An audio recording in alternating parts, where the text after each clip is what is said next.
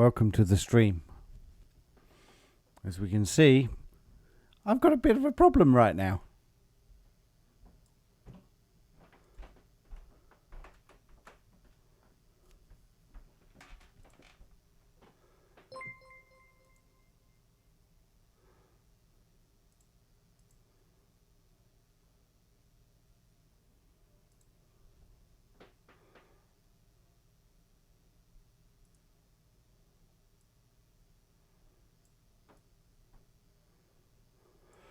So, yeah, this was supposed to be the FAP stream.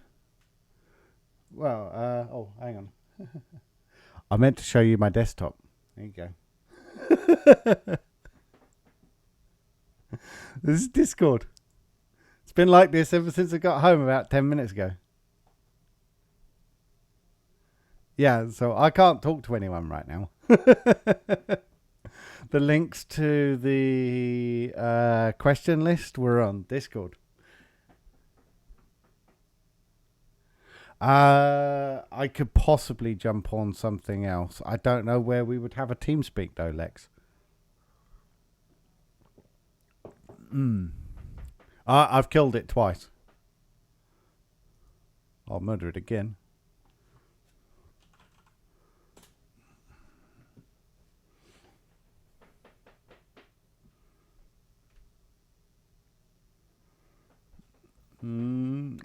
Given that it's not connecting on my phone either, I would be amazed if this worked.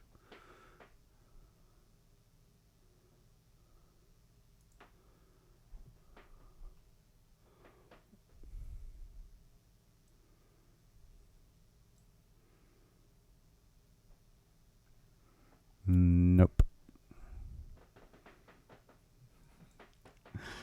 I'm guessing that one of the servers has crashed and it's the one that I'm routing to geo-locally. So I don't even know how to override that. I'd have to probably change my DNS presence to fix that. Google Cloud is offline in Canada? Are you serious, Jojo? Google Cloud is offline in Canada. That's fucking huge.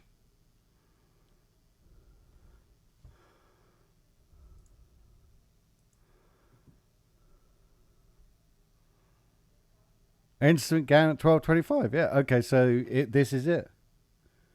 Google Compute Engine, we are investigating an issue. It's affecting all of North America. Has yours gone offline, Lex, as well?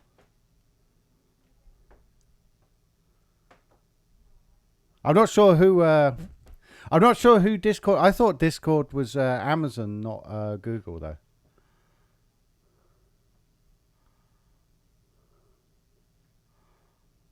VPN to Europe. Unfortunately, my mum's computer's currently offline, so I can't bounce through it and do that. Just own up to it. Yeah, it's all my fault. It's my bad. Yeah, we'll probably have to switch to TeamSpeak. Give me a second. Enjoy the squirrels. Aren't they wonderful? Hang on a second. I'm going to have to fix my TeamSpeak. Yeah, no, I've had the FTB one, so...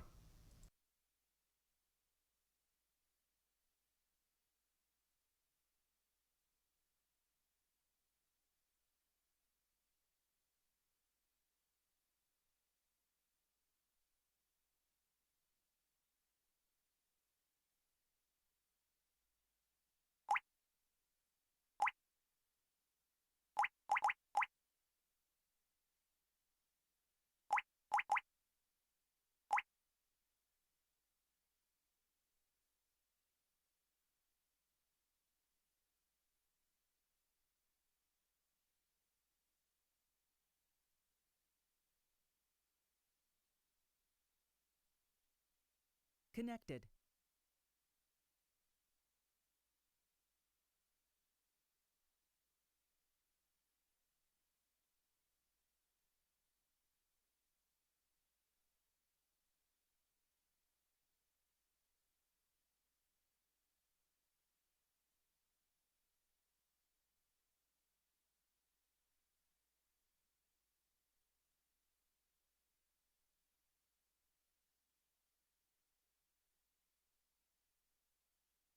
Don't you just love the squirrels?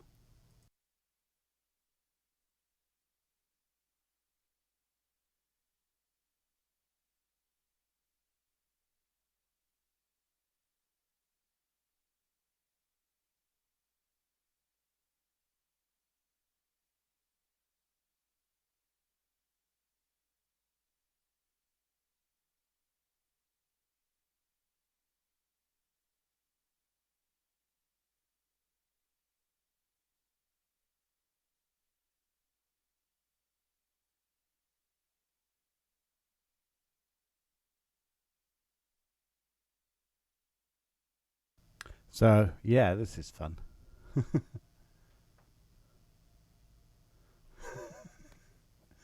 The squirrel is a metaphor for distraction. Hey, gigahertz. So, yeah, User entered your channel. current status is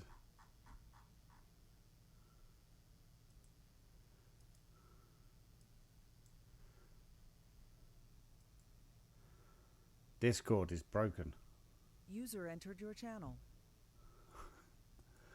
So, currently, we think it might be that Google Cloud has gone offline. I thought Discord was Amazon, not Google, though. But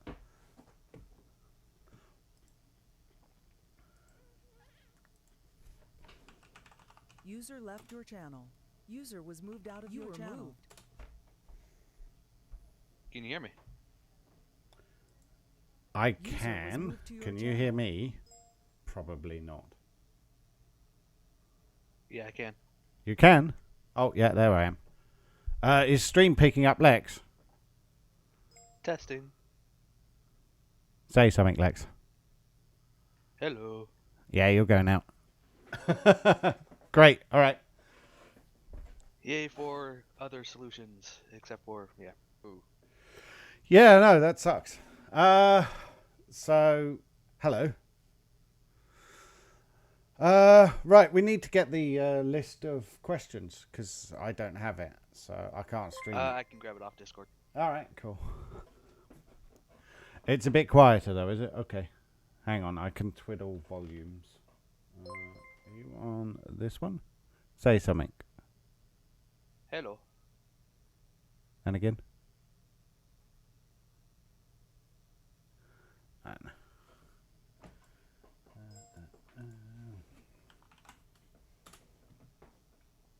I still have Discord up, so people in the FAP room, I'll be able to read your questions and stuff. Yeah, I can't right now. That's really annoying. Gotta love centralized things with no debugging options. Well, you know. Okay, so it's going out there. So if I just boost that up a bit, that should make it a bit better. I think your volume is a little bit low, Lex, but that's all right. I've boosted you on my end. Admittedly, I haven't run TeamSpeak in like a year. I've barely run it. So, how's my level?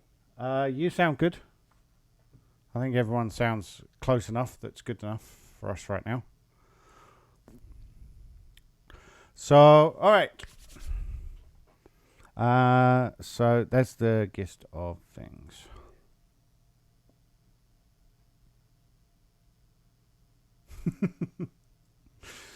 All right, let's pop you over here. Get rid of you. Move you over here. Okay, right. So, okay. Thanks for the notification. Get rid of you.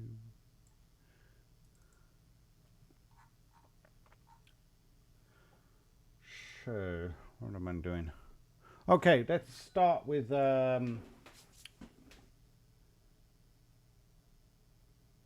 I add that to that? Or, no, I'm going to switch over to this view. Okay. So, yeah, welcome to the Forge Annual Parlay 2019. So we are doing it annually.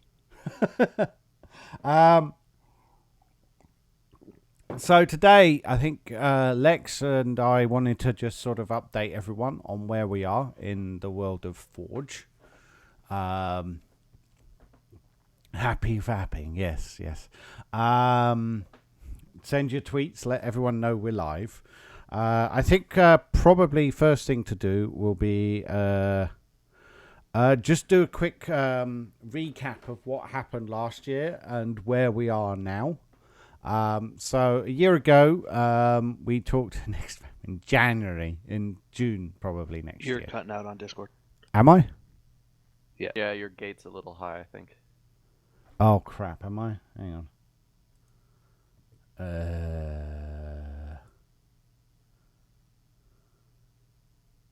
I gotta fix this now. Apparently my Discord. My TeamSpeak isn't set up well. Testing. Hear ya. Testing.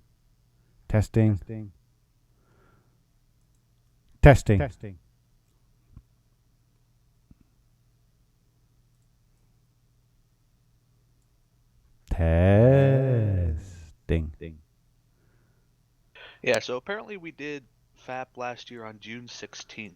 So we're 2 weeks early, but close enough for my Oh for my no! books. 2 weeks early. I think it's fine. June seems to be a pretty good time. Am I cutting out still? Not Better. anymore. Good. All right. I've bumped my gate down a little bit. So, so we've done it a year ago, and we were talking about what was going to happen with 1.13 on the horizon at the time. Forge 1.15 when shut up, Fry. With 1.15 on the 1.13 was on the horizon at the time.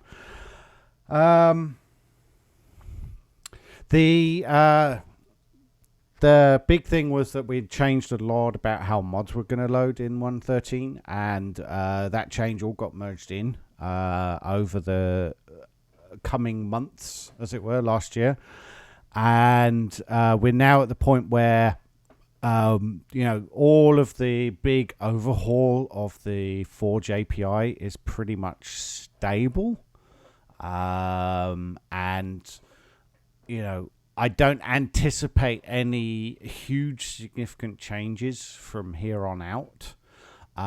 There is one change that is likely to have some impact, but I'm hoping it's not going to be a serious rewrite impact. And it's really only relevant for those of you who are doing sort of cross-mod API stuff.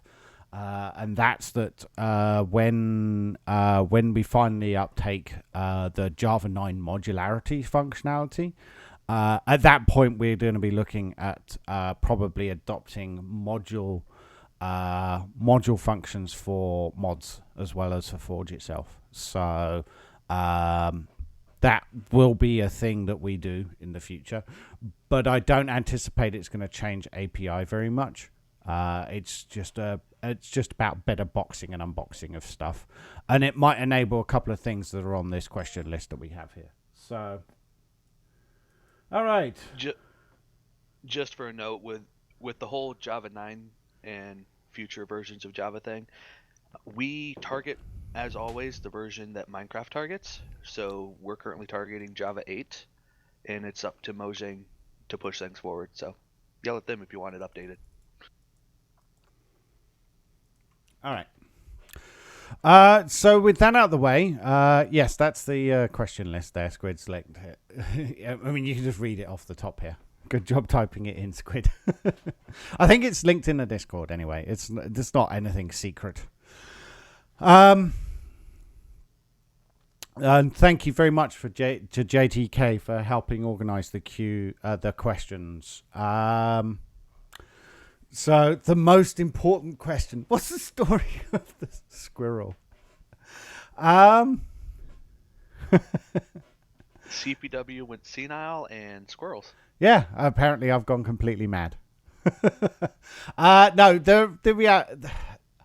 I like to think of it as just a metaphor for distraction, because they are wonderfully distracting and adorable and cute.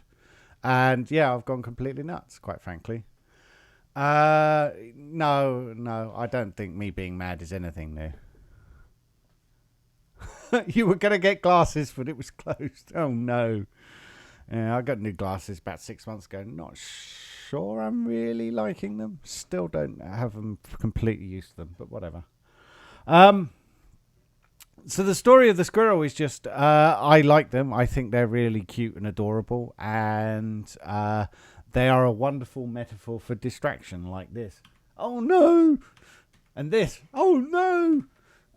So yeah, because I get distracted quite a lot, and when I'm streaming, people distract me a lot in the comments. Yes, that's right. Use my squirrel emote. Yeah, massive on a projector screen. I imagine this one is huge. But yeah, so they're just a metaphor for distraction, and I think they're lovely and adorable. So with that, I'm going to switch back to this for a minute so we can enjoy the squirrel slideshow I put together. Don't you think they're wonderful? Look at them at the top there. I wonder if I could do this.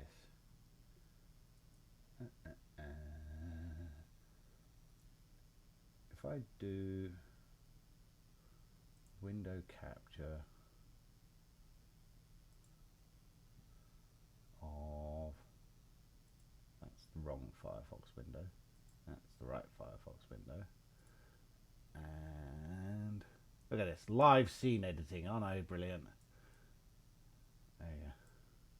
So now we can enjoy the squirrels while we fap. While we fap and fap and fap. Are you alright there? I went silent, did I? Oh no. Nah, you're good. You were mumbling to yourself. Sorry, if I turn away from my mic like that, then I think if I turn away, that makes me go quiet because my mic's got quite good sound exclusion. So User joined your channel. user joined our channel. Oh no, who joined? Mez. Oh, Mez. Hey, Mez. Welcome. Hey, how's it going? Yeah. So yeah, there we go. We got the questions right in the middle there. How's that? That works quite nicely, I think.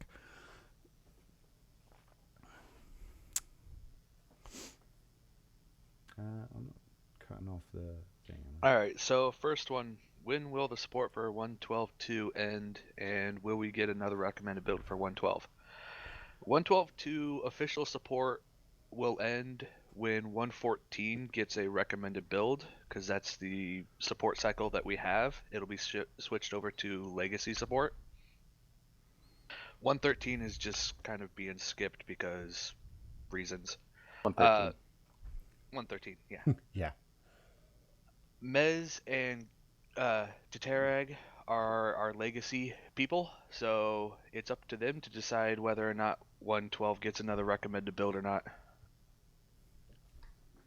Yeah, I mean, I think that it's probably in a good state soon, but the general idea from Lex is that once we get 1.12 into legacy mode, any new features need to go on the latest, and then we're free to backport stuff to older versions. That way things stay in sync, but we can still, update 1.12 as needed.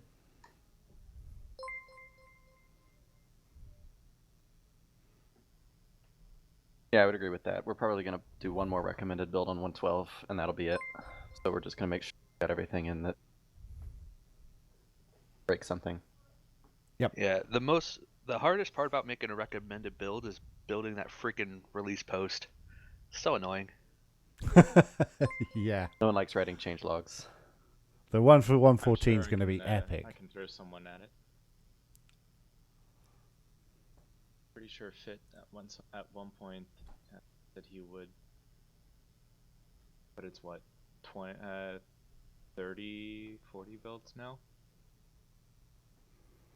Yeah, it's a lot. But yeah, there should be a recommended build for 1.12 before we finally officially kill it. Okay. So the answer is, yeah, we probably will have at least one more recommended build for 112, and it's likely to die after that, but we'll probably keep it in legacy support for quite some time, I would imagine. Stuff. Yep. Yeah, there's nothing particularly painful about 1.12 development, so legacy support for it should be pretty good.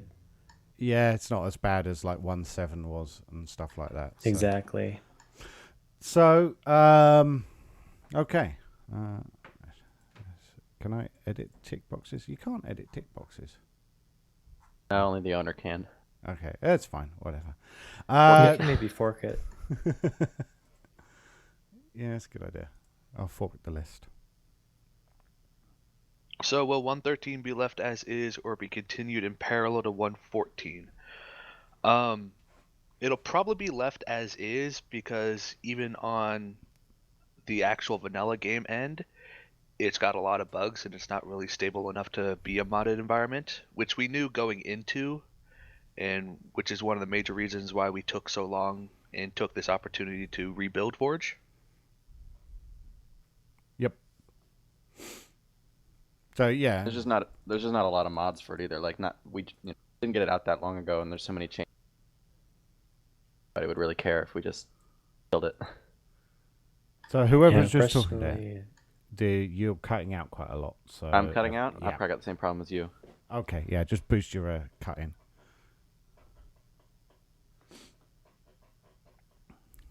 Sorry, Mez. I was talking over you.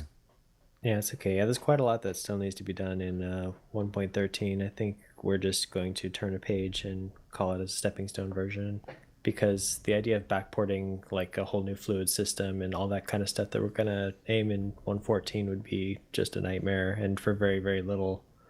I would consider 1.12 to 1.14 to be the two stable versions. Okay. Yep. You know. I won't forget, Tomas. What's Tamas nagging about? Don't forget the thing from me. Okay, fine. I don't know what that is. That's fine. Yeah, so I think 113 is... it was always a stepping stone. We said it a year ago that it was going to be a stepping stone, and it's proved to be a very useful and very good stepping stone. But it's a stepping stone, and as such, we're going to be moving off of it very shortly. So... And what X Delta just said in the comments chat is very, very correct. If you're developing on 113, you've already done a lot of the work that you need to do to get to 114 as well. So 114 is it's a stepping stone for you guys as well. It's not just for us. It was a stepping stone for you. If you wanted to take it, you didn't have to. A lot of people I know haven't. So yeah, it's it's a stepping stone for everyone, and you know, I think the sooner everyone makes the step together off of 113 onto 114, the better. And we are going to try and make sure we have 114 out very shortly to make sure that that happens quickly. So, Yeah, the community always asks us to skip Minecraft versions so that we can slow down and let modders update. Well, you got your wish for this one. Yeah, and I think in this case it was sensible. And we were talking with some people. We were talking with some people that indicated that you know, this kind of cadence is probably the pattern that we're going to follow in the future. So an annual big update-ish. But not for Forge necessarily, more for the game. But we'll see. We'll see how things progress. We'll see how it pans out. But that's sort of... people have sort of said that kind of thing. Skipping Minecraft versions is not something we intend to do in general. The 113 was a bit of a special case. So, just to put this out there, Forge will always, 100% always, at least I will start developing for the new Minecraft version. Whether or not it gets a recommended build or not depends on the community and how things fall out. So there should always be at least a development environment for every Minecraft version, but maybe not a modding scene. Yeah, and I think that's what we've been told is the way it's going to pan out with mod packs as well. They're gonna sort of jump between what they believe are going to be major versions from a modding point of view. 112 is the latest after, I suppose 110 was kind of popular, and then before that, obviously 1.7.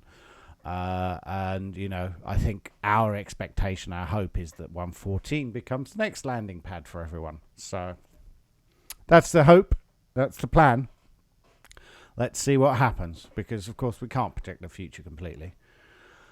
Right, next question. Will the example project ever do anything meaningful, like register a block or implement an entity? No. The entire point of the example mod is to show how to actually create a mod. Everything content-wise, that's up to the API that is exposed to Minecraft. Yeah, I think if you're looking for some kind of deeper example, maybe you want to look at the test mods that are in the Forge repo so that you can see something that's actually using specific functionality. Yeah, Yeah, or just go to the some of the big open source mods. There's a lot of good examples out there now. Absolutely. And currently, most of the test mods aren't compiling yet. They're like last on the to-do list to update. Low priority, sorry. Yeah.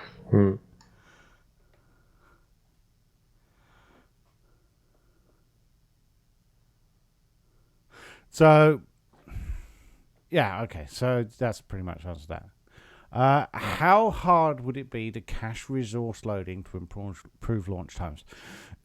So, we are already doing some of that in 1.13. We're caching the deobfuscated code base, which was a significant factor in prior versions. The runtime deobfuscation was an expensive operation. Yeah, McJitty's done good tutorials. I'll agree with that. So deobfuscated. That is the way it is. Rip non-forge mods, Killjoy. You know what? The code to make them into the into our naming scheme is open source, same as everything else. So there's nothing secret here. So yeah, anyway, we do some of it. It's difficult to know exactly what we can cache beyond what we are already doing. Yeah, probably Flushface. I will likely put it up on my YouTube afterwards. Yeah. I'm not recording it, but I'll just download the VOD from Twitch. So it's not a big deal. So it's difficult to know exactly what else we could cache, but there are a couple of possibilities from my point of view. I don't know what you've got, Lex. There are a few possibilities that we can cache on the mod side of things, but the large part of the loading screen that you're going to see is just vanilla stuff. Loading of textures, loading of models, stuff that it's up to Mojang to cache. And it's not really possible to cache on our end because there are objects in memory that would be more expensive to load the memory representation than to load the data representation and then convert to the memory. It's a big balance point, plus everything would have to be invalidated if anything in any resource pack or any core mod changes. 1.13 has been rewritten to be a lot faster when it comes to loading and all of the mod loading side of things. We're doing the best we can. Yep. And there might be some more optimizations as we get bigger packs coming out for 1.14. there might be more spaces we can optimize.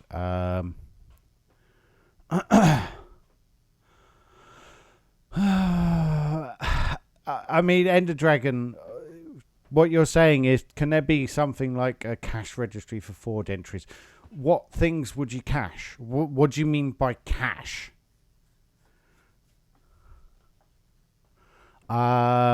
Because ultimately, caching is only really going to help if you have some mechanism to store it to disk. So what Gigahertz says, where you store the text access to disk, that's definitely a possibility. It's a very complex possibility, though. I mean, that is a thing. No, it's just started. Heis Luft. Computing the state for the cache, like the cache key for a texture atlas, would take almost as much time as it would take to just build it anyways. Yeah, unless you're very clever. It would require some really serious cleverness to figure it out.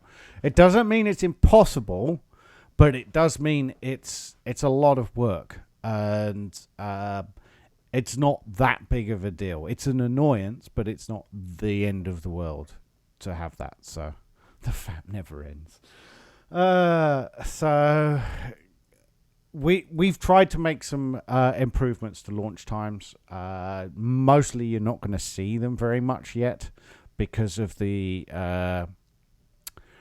because there just isn't any big mod packs that use the 1.13 stuff yet. So but the hope is that as we get into 1.14 and more mods come up on it, then we should see that it's not as bad as it was in 1.12.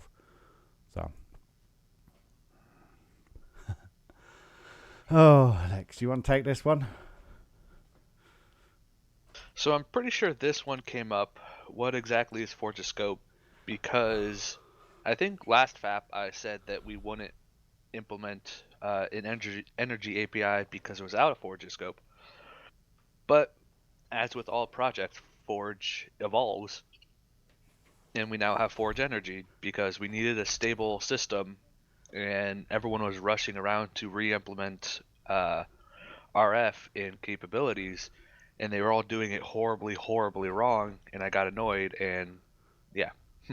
So I don't think you said that last FAP because Forge Energy was out. I think it's been out for nearly 2 years now. It's been a wee while we've done it. Most of the 1.12 cycle, I think, has had Forge Energy. So, but no, you're right. There are the scope is evolving because ultimately, in my opinion, Forge is trying to act as an intersection so that mods don't have to worry about everyone doing the same bloody thing over and over and over again. Because one of the things I certainly had doing the rewrite was to try and make it so that, it's better if Forge does one thing right rather than 100 mods do it 100 different ways, 99 of which are wrong. So Forge has always been a compatibility layer. Yeah. And that's a strategic term. We're supposed to be compatible make things compatible with each other. We started out as making mods compatible with Minecraft. Yeah. And we've expanded and added some API to make mods compatible with other mods. Yeah. So we're still within scope of Forge to make things like APIs and intermod communication more compatible with each other. Yep.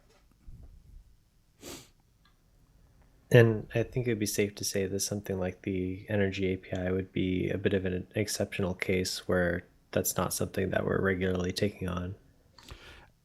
Agreed, but I think that when we start talking about the fluid stuff, there's going to be some sort of overlap between what's happened with the energy stuff and the fluid stuff. Although arguably it went the other way because fluids were added to Forge because everyone was adding fluids in their own way into the world. It was one of those scenarios. So we brought in the Buildcraft fluids, and that's been the basis of the fluid system. It was overhauled significantly in 1.7. and now it needs to be completely overhauled because everything about how the world works is different now. So, yeah, it's changed, but thing. To slightly address something that popped up, Forge does things correct, yes. That does not mean that other people do things wrong. Other people can still do their own fluid system or their own energy system. It just means that they won't be by default, be compatible with people who use Forge's system. Yeah. It's always difficult to try and say that you're going to do 100% of everything because there's always going to be people who want to do it differently. So, but we try and provide a common API for those who do want to sort of play well along with everyone else. And one of the things, this isn't a secret, one of the things that was noted during the time when we met with Microsoft was that the Forge modding ecosystem and the Minecraft modding ecosystem to a large extent because of Forge, it is as rich and amazing as it is because most mods play nice with everyone else, and that I think is very much a legacy of what Forge has provided in the past, and we hope to keep providing in the future, which is that we enable those giant amazing mod packs that we see coming out every week almost. It's stunning. And that's something that Microsoft was very, very keen to try and understand how that came about, because you go and you look at Skyrim, you go and you look at Morrowind or whatever it is, they all have amazing huge mod ecosystems, but building packs in them, just talk to Wild, the streamer, and he spends weeks crafting a pack that works for about a day before it finally falls over in Skyrim. Minecraft modding is almost unique in that we've managed to create these amazing landscapes out of this ecosystem. Yeah, but we do that regularly, Workshop. Literally, every other mod pack in Minecraft is 400 mods. And that's the whole point. It's not a problem for us. Fallout 4 has crashed permanently. So It's more that packs don't even exist in Skyrim. Nobody distributes packs of mods. You have to put it all together yourself, piece by piece, and that can be a real nightmare. That's absolutely true. And one of the reasons they don't exist is because it's so hard to put them together. And the other part is, of course, no one agrees to distribute them. But it's fascinating. And it is almost completely unique to Minecraft modding that we have this particular ecosystem. Yeah, packs in Skyrim, Kappa. Absolutely. Anyway, so what is Forge's scope ultimately? It is always going to be that sort of that intersection, that trying to create the common platform so that everyone else, all you guys who are writing the mods, can create amazing experiences that then pack makers can come along and turn into something else again. So partly Prospector, there was an element of that, but at the same time, as they started getting bigger, they became something more. They became an experience. They became an experience in themselves. They became a possibility to create whole new environments and worlds since then. But that's how they started, yes. Now we're seeing like meta mods come up where their entire purpose is just for mod packs, which is like something I can't think anything else has. Absolutely, yeah. There's no mods for Skyrim that let you add custom enemies or anything like that. Yeah, they are a custom enemy, or they're not, but they're not a thing that lets you do another thing. Yeah. Yeah, exactly. There's still an effort, but it's around creating the experience, not about fighting the game itself to make something that's stable. Higher order mods, absolutely. Would I be able to kind of add in a a side question to the scope of Forge. Yes. So while it's fine and dandy to be able to say that it acts as the overarching bridge for everyone to kind of play along nicely with each other, at what point does Forge's scope have any say on what you can and cannot do to the game, various game states, for example, like editing a world or a chunk asynchronously, or modifying an entity's data outside of the game thread?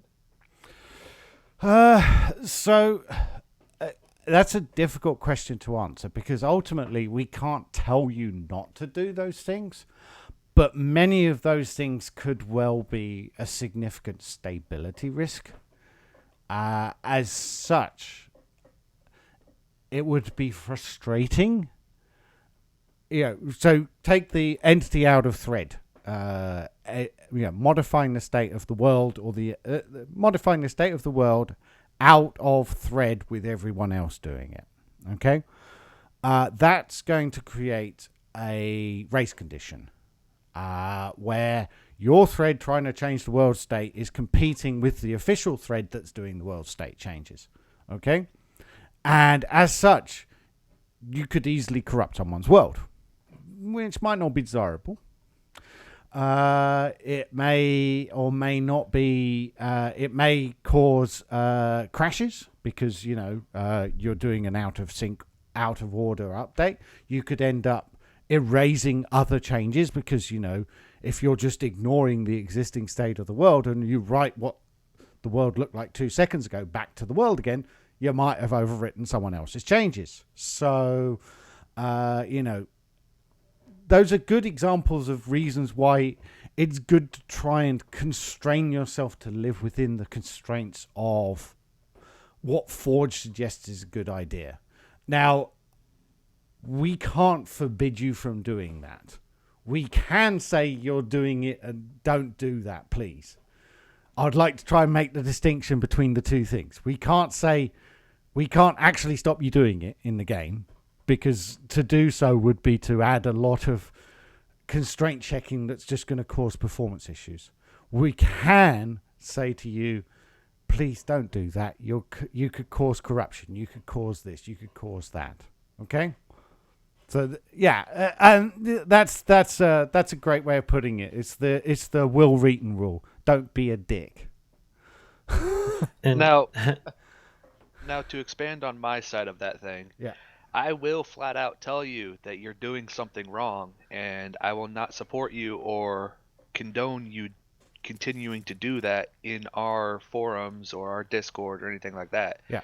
So don't argue with me when I tell you you're doing something wrong, because all of the reasons that CPW just explained are reasons why you shouldn't be doing things in those ways. Yeah. And I mean, realistically, vanilla isn't built for the crazy cowboy hacking that we do on top of it, and Forge doesn't really have. It is a bit out of scope to make the entire game perfectly safe.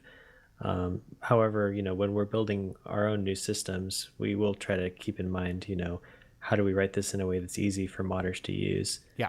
But if you want to shoot yourself in the foot, I mean, that's part of the fun, really. You have just complete domain over this game. If you want to make something that's completely incompatible and really cool, I mean, you can go for it. Yeah. But the big caveat, as Lex said, is that if you come and tell everyone else that this is the way you have to do it on the Forge forums and on the Forge Discord, we do reserve the right to tell you you're being a dick and shut up. You are allowed to shoot yourself in the foot. We will not help you bandage it up. Yeah. Brilliant way of putting it. All right. Yeah, no, you don't want to do that stuff. It was Fry saying in the chat. Fry is Rain Warrior in the chat, by the way. Thanks, Jojo. I'm sure someone will be going through with because the VOD will be up after on Twitch, and then probably on YouTube in a couple of days. Anyway, so Forge development. Let's start with this one. How does Forge work? Magic. It's magic. You know what, Lex? I fucking wish it was magic. The amount of effort that we've put in, especially you've put in over the last few years, is just fucking nuts. You can't just say that it is just black magic. Well, in all honesty, when it comes to what we do to the class loaders and everything like that, it is Java black magic. It's stuff that should never be done, but we do it because that's the environment we have to do it in. I was ready to hear you say because we can. I need a replay portal. But no, basically, for the quick rundown is Minecraft is a closed source for-profit game created by Mojang. It's released in Java. Every time they release it, they obfuscate it, which changes all the names, the class names, sometimes bytecode, depending on how they feel that build. And it makes it difficult for APIs like us to interact with it. So the major thing that we do is we deobfuscate it. We give it names that allow modders to have a stable target and able to see what's going on. Like the block class, for example, I think is called QT in 1.14. We name it block. In order to best respect Microsoft, Mojang, all of their wishes, what we do is we do not distribute Minecraft. We use what's called ASM patching, bytecode patching, to add our changes to Minecraft on top of Minecraft as it's loading, or in 1.14's case, install time. It's a lot of black magic. Yeah. So we do a whole bunch of stuff, but functionally, it's basically we reverse engineer the game. We turn it into readable source code, and then we distribute binary patches to the game. So there are differences between what we want certain Minecraft classes to look like and what they look like when you get the class from Mojang. And then we inject the two things together into the game when you start the game. In 1.12, we literally just mash it all together all at once in the game, which is why it takes one of the reasons why it takes a long time to start out. In 1.13, we've pulled some of it out, so names get fixed before. So when you install Forge in 1.13, it actually renames all of the classes to the names that we expect, called surge names, which we're going to talk about in a minute. But surge naming is basically a stable naming scheme that was invented by Sarge, and it's the underpinning of MCP. So we depend on MCP, the MCP project. Why is MCP licensing so restrictive compared to other mapping projects? Surge made the rules, so we just follow them. So when it comes to MCP's licensing, it is a large part that Sarge made the rules and we follow his rules because it's still his project, even though I'm the one doing all the updates. Yep. Long story short. But my stance on it is we release the mapping files publicly on our Maven. It's not behind a paywall. It's not behind logins or anything. So you have a standard source of getting those mappings. You just can't redistribute them. In case, the main reason I am adamant about that particular clause of the license is I don't want 50 versions of the mappings coming out every Minecraft update that are completely incompatible with each other. That's what we have. That's what we had with the RF API, and that's why we had to go to the energy system. It's a big pain in the ass. Yep. Because And when you say different versions of mappings, you're talking about surge mappings, right? Yes. Yeah. So Sarge mappings, as I mentioned, Minecraft is released, it's obfuscated, the block class is called Qt, and the methods are called ABCD. What Sarge mappings are is they map them to block and then a unique identifier for each of the fields in the maps. If someone comes along and creates their own Sarge mappings that say qt.a equals foo, and then I come along qt.a equals bar, they're incompatible and they just don't work with each other. Yep. So, as a quick follow-up question to how does Forge work, CPW, what would be like the major components? Because you've broken a lot of things out into separate projects. We have the FML, all these different parts floating around. So the structure of everything that sort of I've done over the last year. So we have Mod Launcher, which is the project that it replaces kind of, but it does a lot more than the old Legacy Launcher did. So Legacy Launcher was my response to a request from Mojang to provide a class loader that could load legacy versions of the game as well as mods, potentially. And so I crafted that for that purpose, but it was really weak source, didn't have a clear API. And it has all sorts of compatibility problems. It's going to become more and more incompatible as time goes on. So I started writing Mod Launcher to replace that, following sky quotes, fuck, I hate this term, best practice for doing stuff that's going to be compatible from Java 8 through Java 9 and onwards into the future. So it uses service loaders and it has a much more defined API with various aspects of loading the game broken out into individual APIs so that you can have one part be responsible for, wow, this is how we're going to find Minecraft, the game itself. Another part being, hey, these are things that I want to be able to transform the game in various different strategies. So, yeah.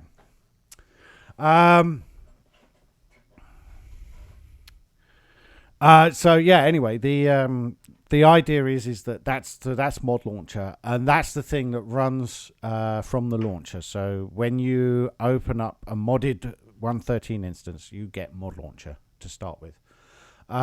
From Mod Launcher, we go into what's known as the FML launcher piece, which is part of Forge.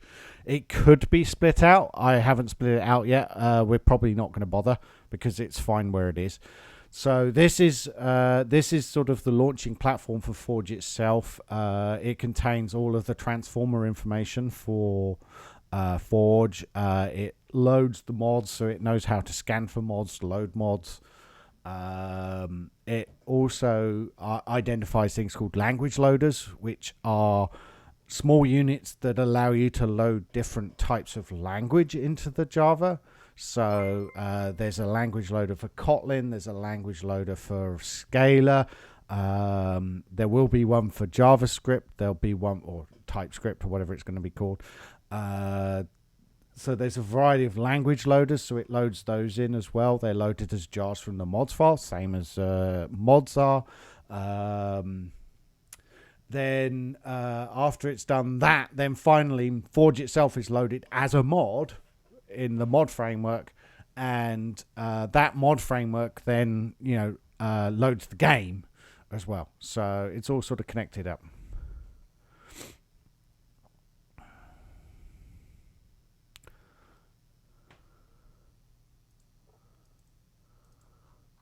Okay, I'm just catching up with Fabric. Johnny boy, there's a whole section on Fabric in here later on. Fabric versus Forge. We'll talk about that in a bit, okay? So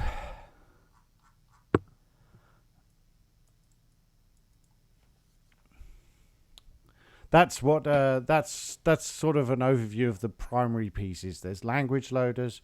There are things that allow you to load in different mods from different locations. So there's location providers as well. But that's the basic structure. It's trying to be fairly decomposed. We've pulled out things like Event Bus So event bus used to be embedded in Forge. It's now pulled out. Access transformer pulled out. Core mods themselves, that is a pulled out project. So the API that core mods have access to is a separate project from Forge itself. So please, someone, give us some good APIs to call. It's been pulled out for a year, and everyone was like, "Oh my god, we need core mods! Oh my god, we need core mods!" And there's been, I think, 3 issues on that repo in the entire year. So, location providers allow you to identify things. That's a great question, Prospector. We'll get into that later. Ask the people asking the questions. We didn't make these up. Yeah. So, why Fabric versus Forge? We'll get into that later, for Prospector. But yeah. Anyway, what happens with Find the Facade during game version updates? Well, trying to pull the covers back on that. Basically, at the present time, me and Lex especially is doing it, most of it, for maximum dramatic tension. Me and Lex are basically working on reapplying all the patches that Forge has to the new version of the game. If you watch my stream from Friday night, so a couple of nights ago, you'll see the process that's involved in doing all of that patching, and we just have to go through it. There's nothing there. So that's on Forge's side of thing, and I wanted to touch in on this because there's also a bunch of other tools that are in the tool chain of Forge. So, for example, there's MCP, which is the very base bones of creating the mappings that allow us to deobfuscate and decompile Minecraft into code that we can actually link against and run. 113 did most of that myself, had help from some of the Sponge people and others. 114, I specifically, I'll admit this, I got annoyed at everyone yelling at me saying that I was doing a bad job, so I decided to open it up for the community to help. And then they took 3 weeks to do what I usually do in about 2 days.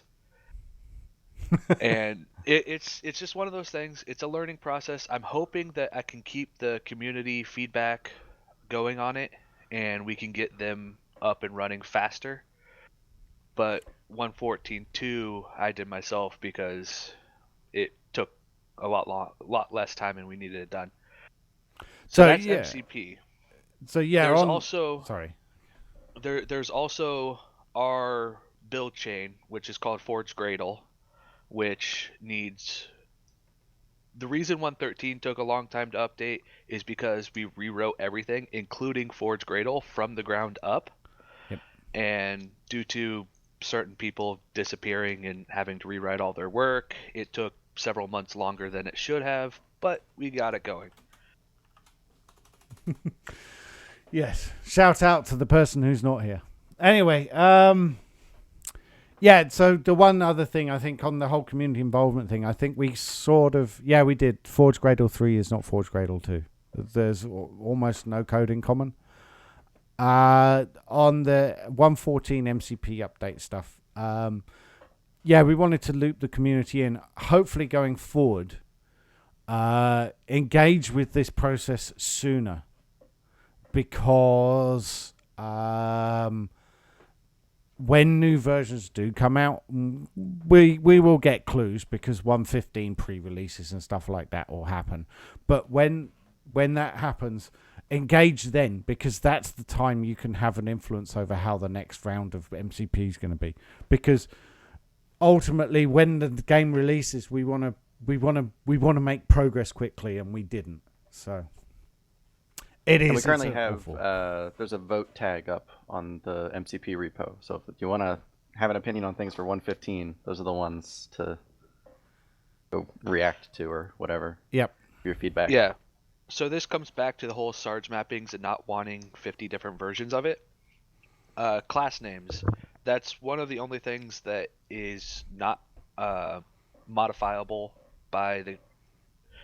They don't have unique identifiers like fields and methods, so they're locked in place for every Minecraft version, and they need to be done before we can push out an MCP update. And sometimes it's not the best names. Basically, we just got to lock them in place until the next major Minecraft version. If you have better suggestions for names, go to the MCP GitHub, throw up a vote, let people vote on it, and once the next major version of Minecraft comes out, I will do whatever the votes say, bar extremely stupid things. So yeah, people asking in chat, 115 already. Well, 115 will happen. It might not happen for a year. It might be that we're talking next summer before any of these changes go in. But it's going to happen at some point. So we may as well prepare for it right now, because you're stupid not to. Block entity, shut up. Get out of here with that foul mouth of yours, Jamie's white shirt. Block entity. Anyway, seriously, yeah, that's about it. As Pixel brought it up, there is another process that is very important to this entire thing, and that's the actual decompiler called Fernflower, which is now owned by IntelliJ. I can never remember their actual company name. JetBrains. They now own it. It's a somewhat open source Java decompiler. However, Forge has its own custom version that has been in development for years called ForgeFlower, because I'm really good at naming things. And it is a major rewrite of almost the entirety of every system of Fernflower. And there's been a lot of people helping out on it. JD Logic has been stepping up lately and squashing a bunch of bugs. But for things like inner classes or lambdas or anything to exist, that project has to be worked on. And anytime Mojang does something fancy or Java does something fancy that breaks some of the concepts of Fernflower, then we have to go and we have to fix it. For example, for developers out there, you know what generics are? You know how you can have like list of type string? Yeah, the original Fernflower has no concept of generics at all whatsoever. Enhanced for loops, inner classes. The original Fernflower freaking sucks at inner classes. Yeah, it's a big project. You should see it on our GitHub. Yeah, we have actually. You're right. I believe some of the stuff we've done in ForgeFlower did get merged back into the JetBrains one. So indeed, we are also a huge contributor to that project. A large issue with a lot of the stuff that we do in ForgeFlower is its deep level rewrites, and it's not the best code. I'm hacking on top of a project that was written by, I think, not going to get into that. But I fully give permission, as long as you give credit, for anyone who wants to clean up our contributions and submit them upstream to do so. I simply don't have the time to clean it up. Hey, I'll take the don't. What? Nothing. Someone gifted Azzy a sub to my channel. It might have been me. You trying to troll or something, Mez? It's all right, Azzy. Welcome. Anyway, so yeah, that's how Forge works. What type of tests are used in Forge, and what do they cover? So a lot of the mini projects that have been peeled out do have tests. So for example, if you go and watch my stream from yesterday, you'll see me developing a test for about 4 hours trying to figure out a you'll see them figure out a bug in Event Bus, which was actually causing huge problems across the board, because concurrency is significant in 1.13, significantly more, and it turns out there's a small race condition in a really weird corner case inside of Forge Event Buses. So we build tests for a lot of the stuff that we that we've pulled out of the project. We have a whole bunch of test mods that test various things, functionality in the game. They're undergoing rewrite to the new mod scheme right now. They're a lower priority, so don't expect them all to be. Race conditions are evil, but thanks for the suggested fix area, Rychet. We did figure it out after. It's great. So yeah, anyway, what types of tests? All sorts. We try and test everything. Obviously, we can't test everything. It's a game. I don't think anyone wants to invest thousands in like Selenium or any of those automated test tools that sit there and click on UIs for us. Quite frankly, I don't know what that would do and who'd have the time to write all that stuff. So, but we do test what we can, and we have a pretty reasonable suite of tests, I believe. Oops. This one's for you, I think, Garrett and Lex. Who's in charge of PRs and stuff? So PRs, for those who don't know, are pull requests. They're issues and stuff like that on the GitHub for Forge. Mez and Garrett are in charge of pull requests and issues. I have officially decided to stop reading them for my own sanity until they've gone through the first filter of Mez and Garrett. They can assign me things and then I'll work on them, but I mainly work on Forge now. Yeah, and I've been slacking pretty hard on those lately since my life is crazy, but I do intend to keep that up. Yeah, same here. And like Lex said, that hopefully GitHub comes out with their new permissions soon and we can increase the size of the team, because the problem is that anyone who has access to manage issues and pull requests has direct commit access, which isn't ideal. No, it's not. Yeah, I would love to have some better fine-grained controls of permissions on GitHub, and it does seem like that's coming along, but we're still waiting for some kind of a role where you can tag things without actually just deleting the repo and that kind of thing. Something with actual control structure would be nice. Yep.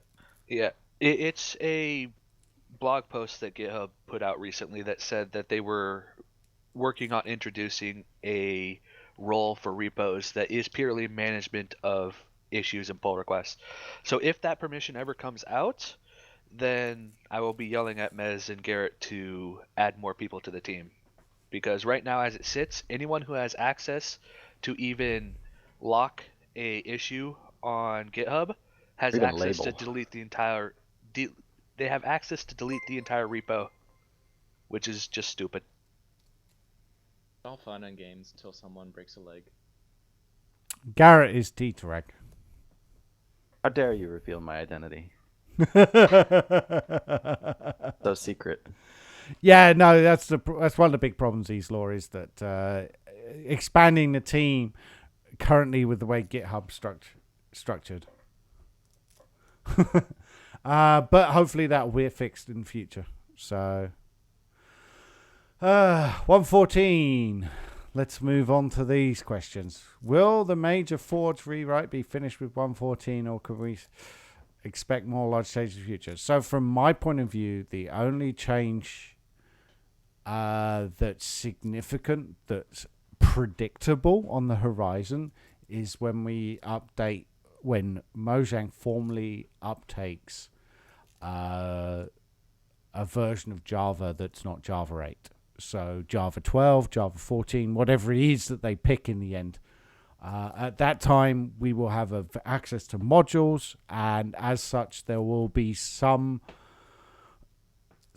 functions that we will want to tackle that will allow us to turn mods into modules, which will allow us to do all sorts of interesting things around API exposure and surface area control and stuff like that, which would be great.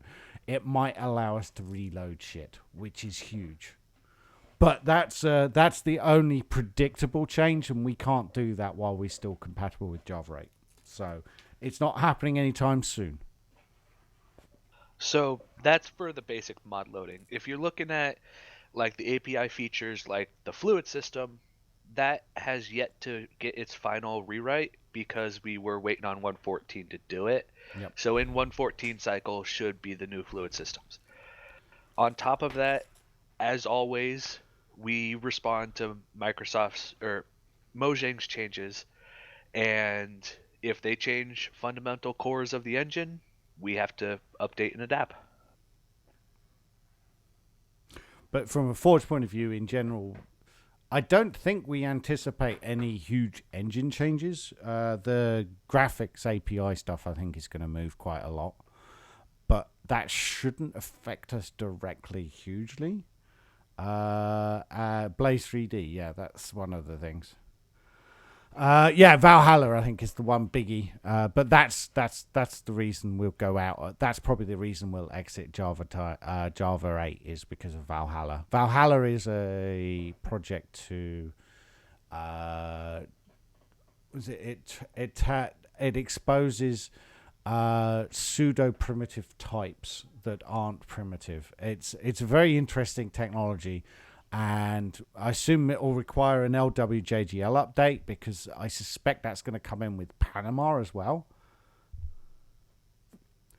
Yeah, so we're expecting what Fry's saying in chat there is actually very interesting. So probably graphic stuff is going to move slowly forwards. So it's not going to be a shake the world change like it was in 1.8. So one thing I do want to bring up is the whole 113 process and rewriting everything. The loading system was rewritten for the whole Java change and everything, looking forward the future. Yep. Our base loading system, the whole legacy launcher stuff, that was written 8 years ago and almost never updated since. So we got a long life cycle out of the initial draft of the loading system. Yes. It was already showing problems, but I mean, it still functions now. Other projects are still using it. It won't function past Java 8, I don't believe. Not reasonably. The reality is that this whole rewrite was to plan for the next 10 years. The game is going to be around for another 10 years. I hate to break it to you guys, and quite frankly, why stop now when we're loving it? I still enjoy doing it years. Sometimes. Can you believe it's good? It's 10 years old and we're planning for 10 more. That's just fucking nuts. That whole concept alone just blows my brain out. It really does. Oh, don't you know? Minecraft's dying. It'll die next week. Yeah, I know. It's dead already. It's dead. It's completely dead. Oh, no, it's not anymore. The kids are playing Fortnite now. Yeah, apparently they're all playing Fortnite. Or what was it after that? Apex Legends? It's crazy to me that through the whole Fortnite fad, Minecraft remained like the most watched game on YouTube and things like that. Like even at the height of it. Yeah, and it's now bigger on Twitch again than Fortnite. After Fortnite rose and it shrunk again, and Minecraft's still big. It's like what? Yeah, I saw that, Jojo. It's ridiculous. So yeah, I mean, we're planning for the next 10 years because we don't believe that Microsoft wants us to die. I certainly don't get that impression from them. Yeah, Hightail, very nice. Let's see what happens when it comes out. I don't believe Microsoft wants us to die. I don't think they want the game to die. I mean, this is like the most insane cash cow game ever. So, when are we getting Forge for Satisfactory? Ask Lex. I certainly won't be involved in that project, that's for sure. Yeah, that's a big thing. I actually technically have a mod loader for Satisfactory. Yes, absolutely. What Di is saying in chat there. So anyway, I mean, so we're planning for the next 10 years. Certainly, I wrote what I've written for the next 10 years. Nothing that I've written there should go bad in the next 10 years, which is great because it means it should keep working for the next 10 years. I would be nothing if not happy if that turns out true. Yeah. But 10 years is a fucking long time. I'll be 60 years old by then. 60.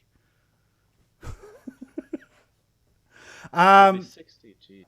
Yeah, I know. Isn't it ridiculous?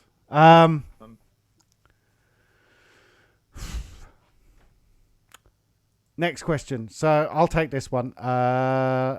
Yes, the fluid system's going to be rewritten. I've already talked about it a little bit on stream.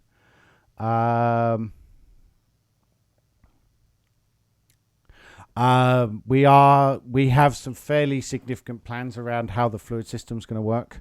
And it hopefully won't be restricted just to the fluid system.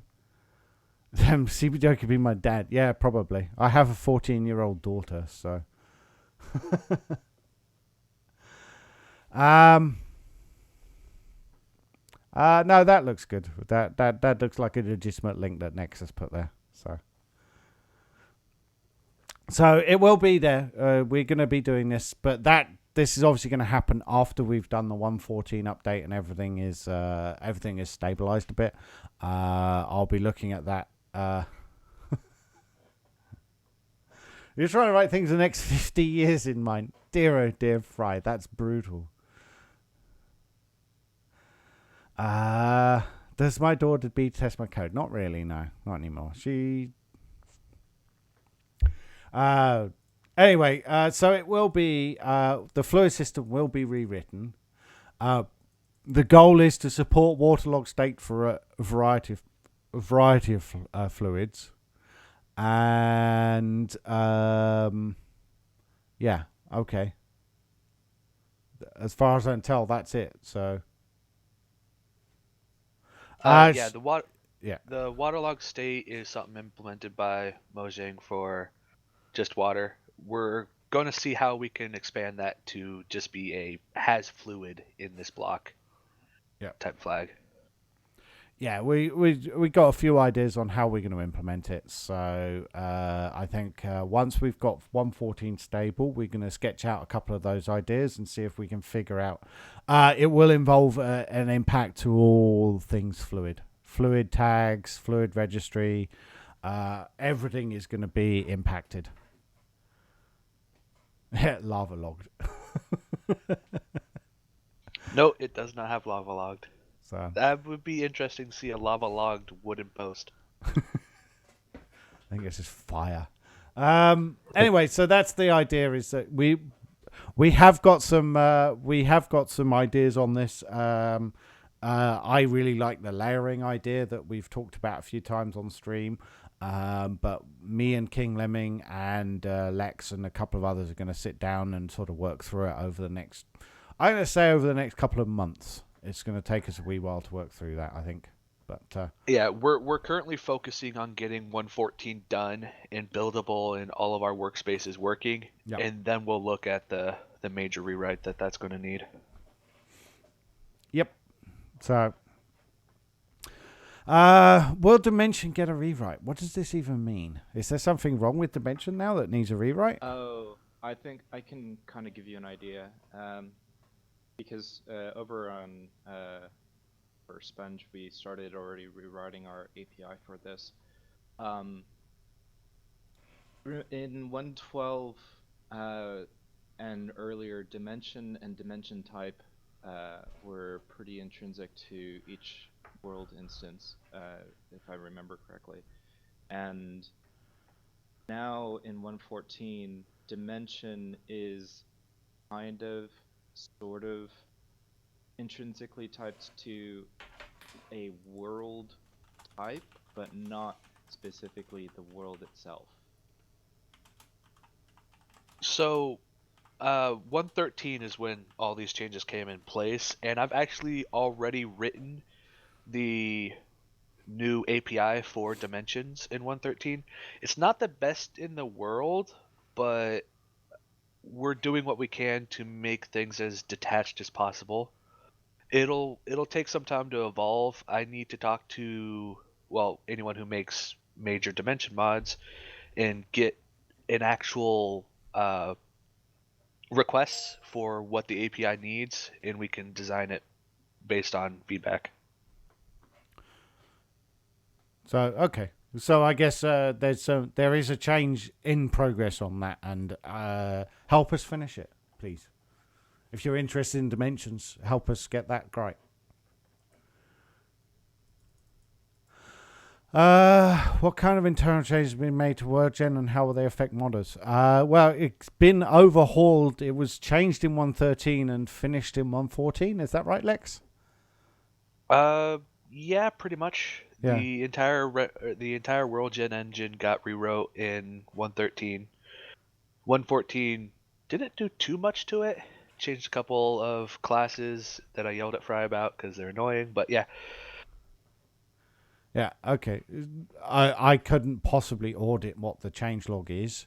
My recommendation to the question asker is, quite frankly, go crack it open and have a look for yourself, because there's a lot of stuff going on in there, and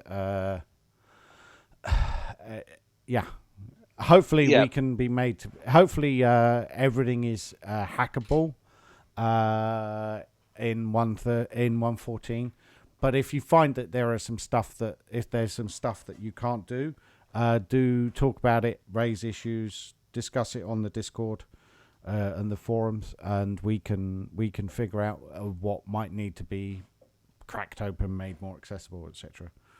But yeah, when I went through and looked at all the 1.13 patches while updating them, the new WorldGen engine, it's pretty good, and it's fairly expandable. So there are some cases that I've already identified that we need to open up and be more modder friendly. But honestly, you're going to have to rewrite your 1.12 World Generation mod, but it shouldn't be too crazy for you to do it.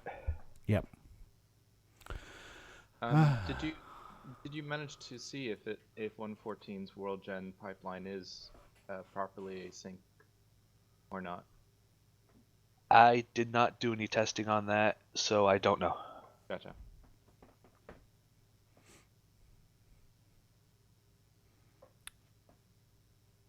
Okay. What's the nicest, most convenient changes in vanilla 1.13 and 1.14? I think the removal of metadata is huge. Is it nice? No, not if your mod depended on it, but it's huge because it really simplifies a huge amount of stuff when it comes. I had so much fun with that, just tearing out entire disgusting horrible chunks of JEI that all was just the horrible metadata stuff on items. Like, it just simplified so much stuff. Oh my god.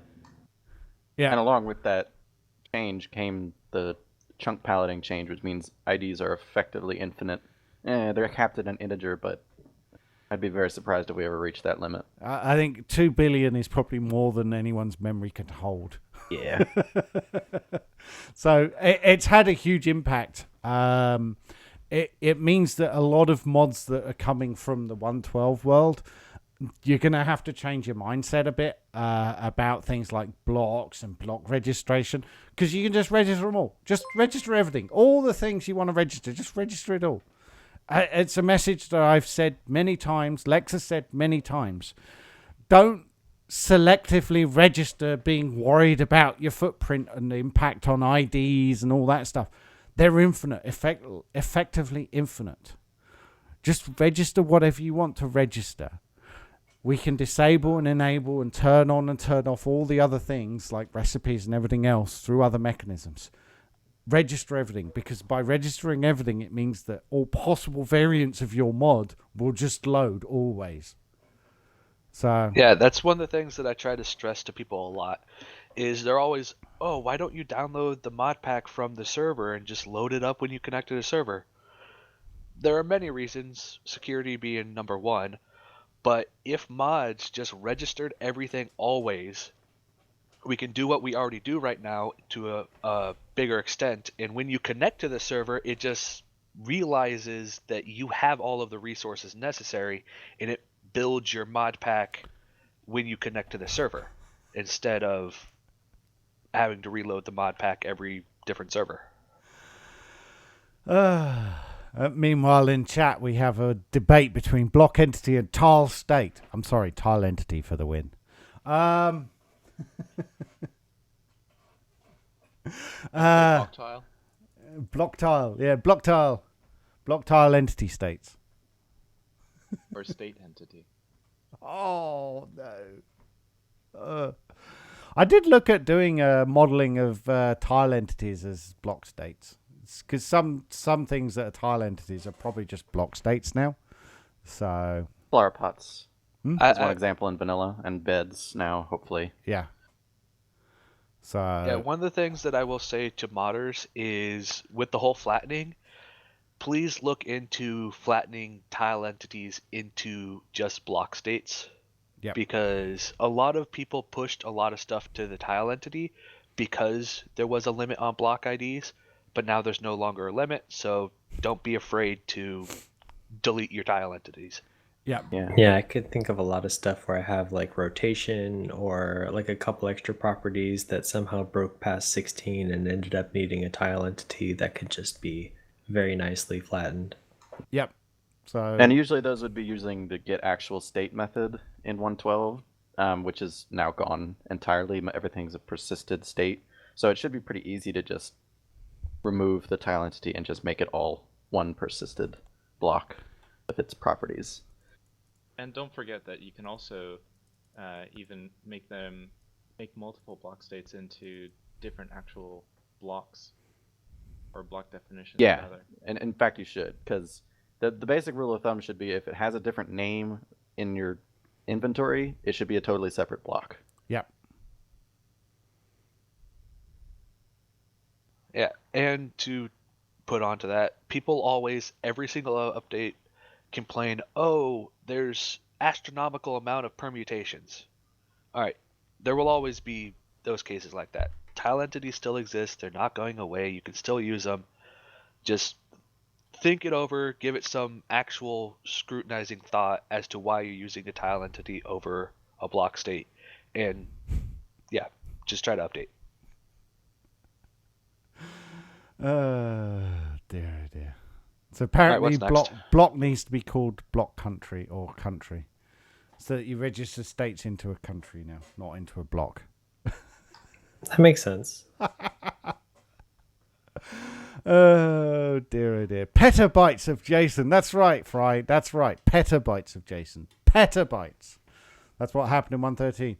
Texture update in 114 probably didn't affect anything for us. We're probably not even going to update the bucket, are we? Because the bucket was dynamic anyway, so it didn't look like the vanilla bucket anyway. Well, yeah, we specifically made the Forge texture for the bucket a unique one so that we wouldn't have to distribute their copyrighted icons. And ironically, their new bucket texture kind of looks like ours. Well, I rewrote the bucket actually so that it just is dynamically generated from the vanilla one and a mask. So maybe we'll have to tweak the mask or something. Oh, okay, cool. Possibly. Fair enough. Well, we can whatever. There might be a tweak there, but I don't think it's a big impact. This is a good one for you, Lex. Restructuring events. Some of them are a little bit old and redundant now. Yeah. It's just code cleanup and organization. And ideally, I want to delete like half the old events that were put in place just for modloader compatibility. Yeah. But we'll see. I'm very wary of removing events because they're not that costly update-wise. But they could do with a cleanup. Someone who feels like writing a bunch of documentation should come up and help me fully document and spec out where each and every event is fired so that we can get a overarching view of everything. That would probably be a really useful thing for someone to do. If anyone wants to volunteer for a little bit of documentation work, that would be really helpful. I could probably do that. Render world last event. Shut up. Oh yeah, I deleted every event with the render in name because screw you render people. No, not really. Dear. I mean, some just had to die because of the refactoring. We can add them back later, but it was just too much in vanilla had changed. Like a lot of the world gen events obviously had to die because it was like these just don't apply at all. The concepts are totally different. Yeah. Yeah, terrain gen events. I think there's like 2 left because they're the only 2 that actually applied to the new generation engine. Render after game closed event. Yeah, that's called virus. That's the special virus event, just for infecting the machine. Right. So will Forge's block ID? What is this about? Forge, the block IDs are infinite. So Did we fuck there up is this or rumor something? going around on the forums that we are the ones who added the block ID limit. No, that's just how the game works. Things like not enough IDs or whatever come along and hack things on. No, the save format and the block palettes and the block states and all that stuff was rewritten for 1.13, so it's now unlimited. Forge's registries, on the other hand, need a bit of work, and I'll be tackling that during the 1.14 update. Okay. But in reality, everything should be a variant now, which means you're limited to max int number of entries in a registry. If they're not, I have been given permission to yell at a certain person to fix it. Yeah. So, in theory, everything that is related to an ID in the registry for serialization to disk and over the wire should now be what's known as a variant. So it takes up to five bytes to send, but in general, it's smaller than that. And but it can represent every single possible int value. So I believe everything that's associated with a registry is now a variant when it's persisted. So every registry should now have a max value of integer max value. So yeah, as he's talking, there's some joking about stupid events like a render after game closed event, which is effectively just a virus infection. But there have been viruses distributed as mods, as he points out, and it is an issue. It's one we're aware of, but there's not a huge amount we can do to fix it. The hope is that people word of mouth gets. Well, there have been Nazi, RCE,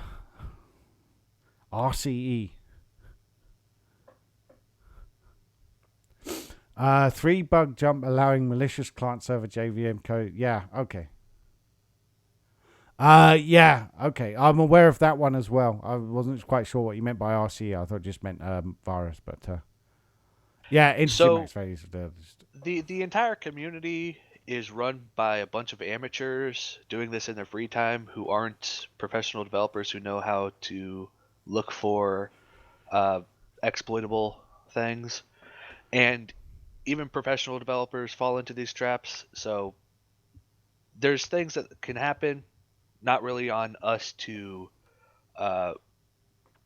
monitor every mod that is ever created for this type of stuff.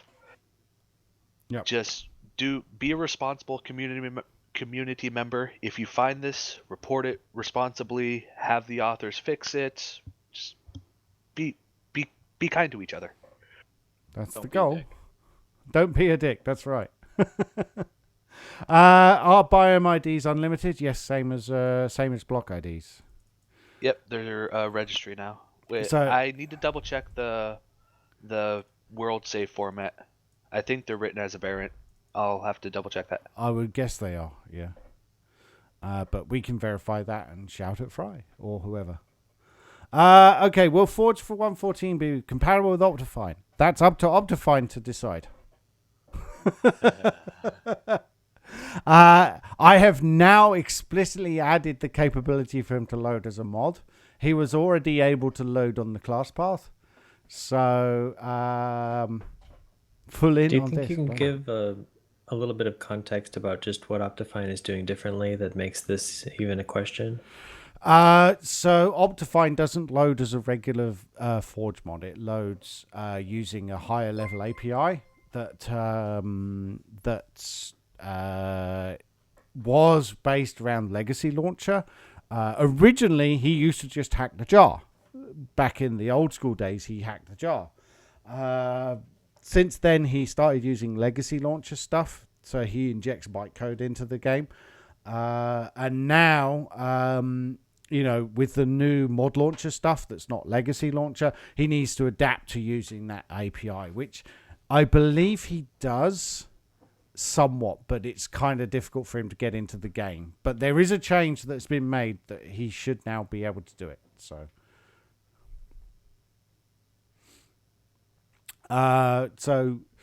ultimately, it's up to him to figure it out. As far as I'm aware, I have all the hooks in place for him to be able to do it.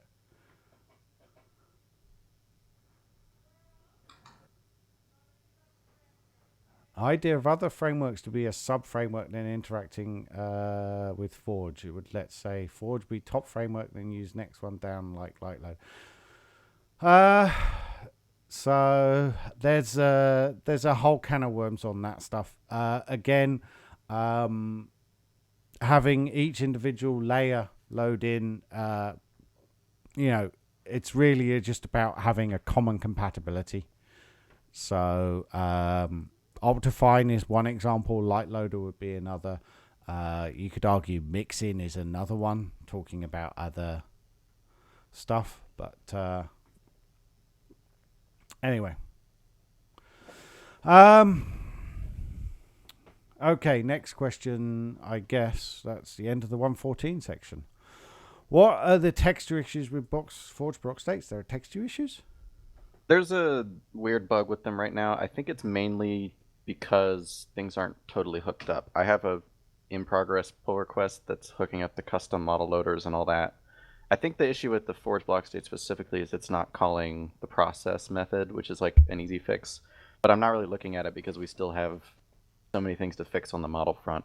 And that PR I said I have open kind of needs some things reconsidered. Yep.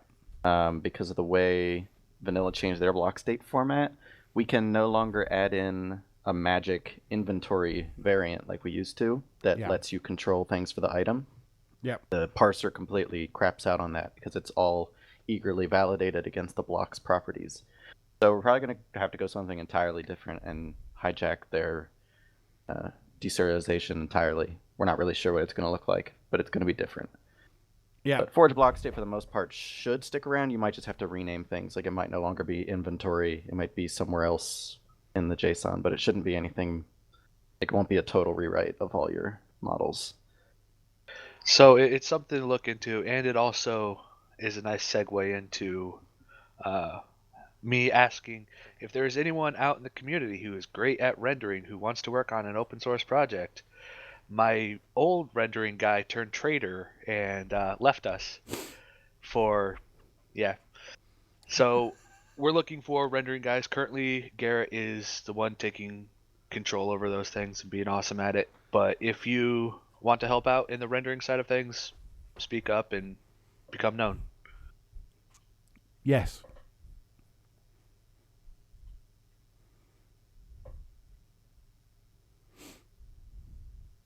The next one is config annotations. That's another thing that's changed a lot. It has. Yeah. You were working on that, right, CPW? Well, so config annotations, I'm not sure if I really want to bring them back again.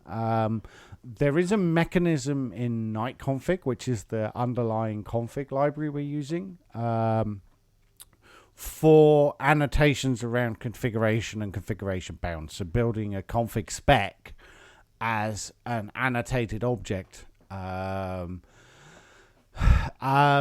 it probably isn't compatible because we've modified how config spec works a fair bit, so we would probably need to modify that annotation parser as well. To be honest, I'm not sure what it buys us. In terms of config stuff, I mean, the big thing that I know of that I haven't finished yet, and I need to work on it, but it's lower priority, is the config UI. So having the UI so that people can edit their configs in game. that's the current primary thing that we're missing, in my opinion. If someone wants to work on maybe updating the night config annotations to work with the Forge config spec, that would probably be something we could do there. But he found a squirrel font. So, in all honesty, the config annotations were made because our old config system was complete and utter trash.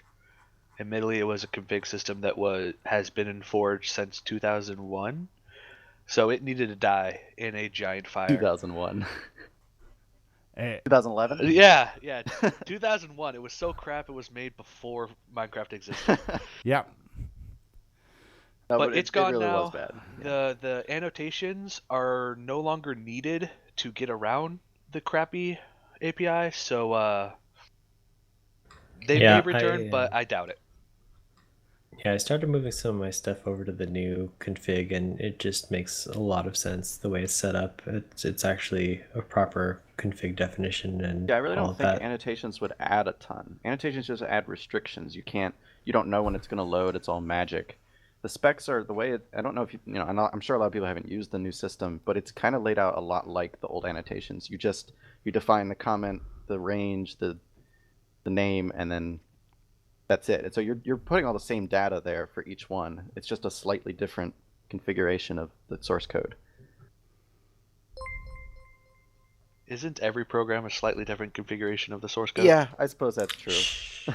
But it's still like a static definition is what I mean. So it's like whether you're using annotation or not, I don't think an annotation, just because it's an annotation doesn't mean it's better. Yeah. Forge config spec going to be open so we can easily add custom type values. You can already add maps, which can then be used for every single type ever created. So yes, technically. Yeah, there's definitely some like documentation and examples that need to be done just because of the complexity and the fancy way that Forge is using it for itself. There's not a perfectly simple example out there, but it seems like it's coming along. The other thing is Electron Will, the guy who makes Night Config, has been fairly open and communicative with the whole Minecraft community. So if you want new features in Night Config, you should submit it to him properly, and then the Forge config spec will be updated when we merge in his changes.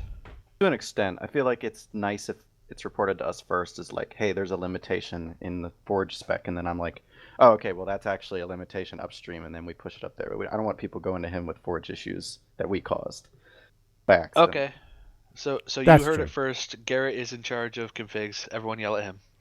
Oh, God.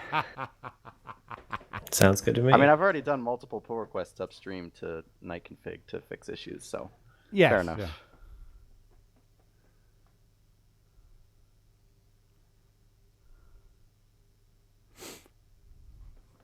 That's how you got stuck with Scarlet. That's right, Illy. People make the mistake of being competent around me. Therefore, I voluntold them to do things. Yeah.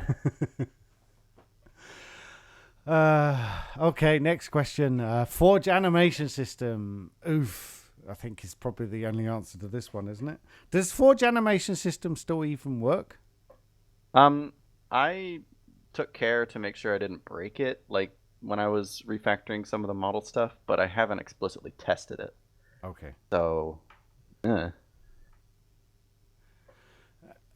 So the answer is almost definitely not anytime soon. Maybe if someone who's competent, who knows the rendering well. I have a decent idea how it works. Once we start getting the test mods updated and we update that one, then we can have an actual test and see if it still works. Okay. And maybe fix it.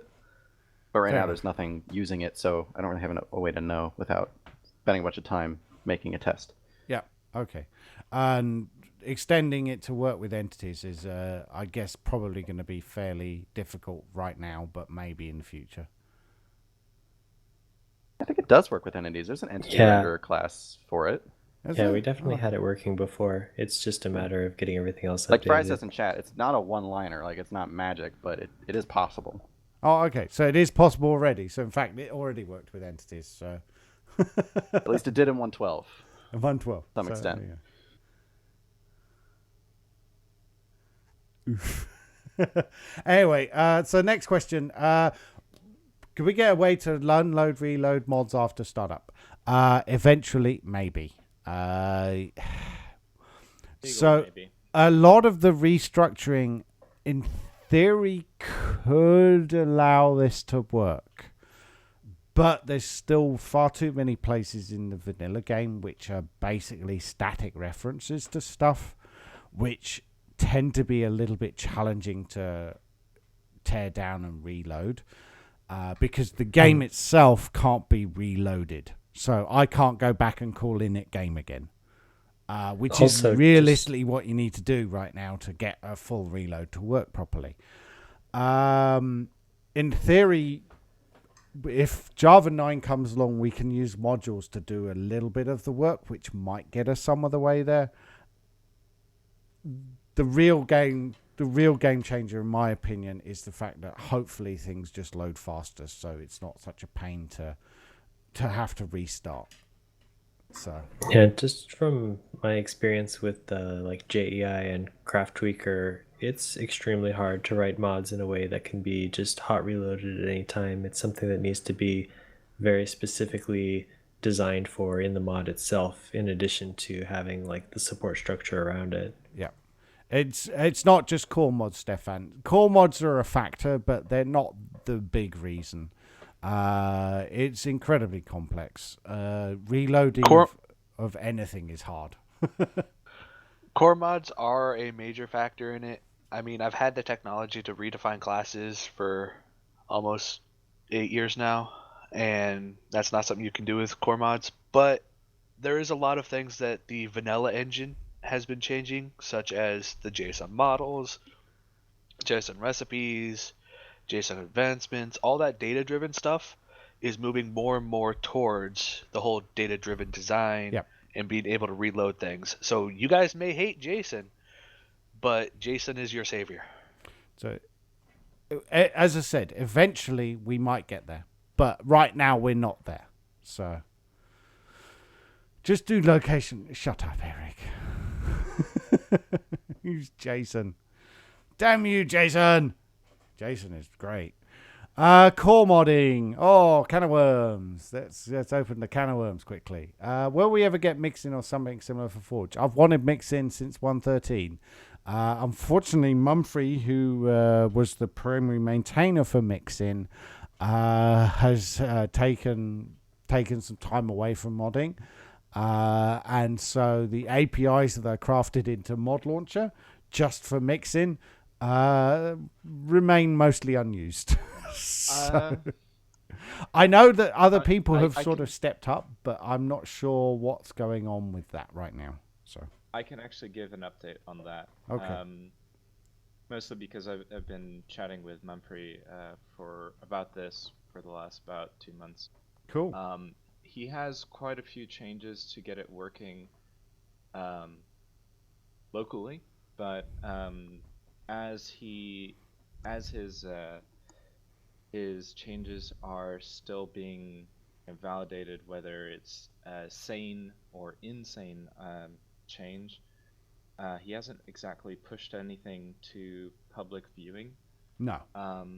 From what I remember, though, he did mention that there were some things that he does need to offer up to Mod Launcher specifically to change to properly support what he wants to do. That would Apparently be there was some contract. Yeah. So that would be something. Yeah. I mean, I was hoping at some point to work with Mumfrey on making sure that Mixin and Mod Launcher got fully compatible with each other. I've written a couple of APIs that I thought would be what he would want to use. We'd sort of talked about them way back in the day.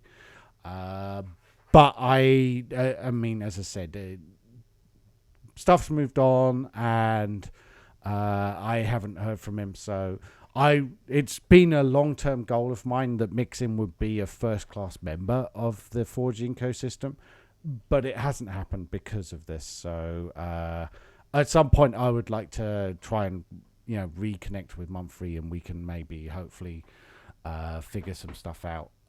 But Yeah. I understand if he's been working on it in the background, he hasn't reached out to me, so I'm not aware of what he's been doing on it. So, Gotcha. yeah. So, we'll mix in. Yeah, we would love to get it working. It doesn't currently. That's the state of play. Is there a standard on how to core mod? Yes, go read the core mod repo. Talk to the team on Discord. I would like core mods to become much more standardized elements of the ecosystem. Yes, they're annoying. Yes, they can cause all sorts of chaos. But having a standardized mechanism and a sandboxed API that they can use so that they restrict themselves to only transforming incoming classes is my goal with the core mod structure that we have today. People have asked about doing other things with core mods, but no, that's why you write the rest of the fucking mod. The rest of the mod does all the other things that you want to do. The core mod facilitates the rest of the mod by adding an API call to a method inside of Minecraft, or by changing an API call, or by removing an API call through the core mod. The core mod is about transforming the incoming flows. So, CPW, just to back up a little bit for the broad audience, could you explain what the core mod is doing differently than a regular mod? So a core mod, so when the game loads into Forge, various things want to change what the game class is. So the game is represented as these things called Java classes. And as they load into the system, we need to make changes to those classes so that they can do things like call Forge methods, to dispatch events, to show Forge GUIs, call mods, and do other things. So we transform them as they're loading at runtime with a variety of different sort of runtime fixes. Core mods plug into that same system, as do mixins. They plug into that same system and allow for additional changes to the class structure as it loads into the game. So that's what a core mod is today. I have deliberately 100% sandboxed it to only allow it to operate in that area, because that's all it should ever need to do. Because as soon as you can change what a class does, you can change everything. Because the class is defined by the bytecode, and you can change the bytecode, therefore you can change everything about the class. So by doing that, then the core mod then can change it so they can add in a method that might be calling your mod class to do something or whatever. So one of the things I want to bring up is something that is one of the reasons why the loading system was redesigned, and we are going with the whole JavaScript system for the core mods, is because this entire process is a very delicate process that is easily fucked up if you don't know what you're doing, or if you accidentally do something without thinking of the side effects. So having that major arm's length wall behind or between your core mod and what actually happens in game is a very important thing. Everything that should be a core mod should be super small, single target, scalpel precision modification of the bytecode. Yeah. And then everything else, all your APIs, all of your blocks, all of your anything else that isn't specifically adding that one line hook should be in your normal mod itself. Yep. EJB mod. And when you say in your specific mod itself, I'm assuming for clarity that you're talking about the jar within the Uber jar, so to speak. So back in 1.12, we used to have a system called jar and jar, which is you actually literally had a jar file that was in your main single download. We don't really have a replacement for that system currently. It's something I need to talk to CPW and see how the new loading system works. But for core mods specifically, They're JavaScript. So the JavaScript can live in your jar, the same one that your normal mod does. But since it's JavaScript, since it's data, we can just pull it out without actually doing all the side effects of loading a jar and loading classes. Yeah. So in 1.13, they are visible source because they're written in JavaScript. If we find people trolling us with stupid things, how would it work for mixin? Mixin will likely be the same. I need to, as I say, talk to Mumphrey. The goal would be that the mixin definitions, I believe they can be specified as a config file. And so that would be, again, open source. Jar in Jar is supported. It's not, I thought I had it working. We'll have to double check. There might be a missing annotation parser somewhere, but the idea is that Jar in Jar doesn't even need to unpack the jar in the jar anymore. The new system can directly reference the jar in jar, and I know that case works. It might not find the thing that's inside the jar right now because it might not know it's there. But that's a slightly different problem. It's just about discovery, not about actual functionality. So, and would it still do the same kind of version resolution where it picks the newest one if there's multiple versions shipped in different mods? That's a bit of a can of worms, but in theory, it would use it uses Semver, so it picks its highest version. Right. I mean, the same as the old way with the Maven structure. It would just be slightly different implementation. Yeah. Ultimately, everything's sort of mapped into a pseudo Maven in memory now. So, in theory, with a little bit of fiddling, I know where the code is to make that decision. I'm not sure if it makes a decision right now, or if it just scraps a bit. That is a new system that has been rewritten, and it needs testing. So go test. We don't have a lot of big mod packs right now that are doing any of this stuff. So Angular core mods, go away. Now, one thing that might be happening is that we need to figure out. So JavaScript was dangled temptingly in front of our face in Java 8 and has been updated until Java 11. When Java 11 came out, the JavaScript library that we use was removed from the primary, from the JVM. Now, it's easy enough to add it back in again, but what I might do is I might look for a slightly better version of the JavaScript library, and add that in across the board and use that instead of what we're using right now, which is the embedded JavaScript that's in Java 8. So jQuery. Oh my God! Stop being disgusting. Can we get docs or core modding on Read the Docs? It would be nice to have some stuff up there, but I think it's Nashorn. That's right. But the JavaScript stuff, probably eventually. Let's see why not. Yeah. As I said, I wanted to try and...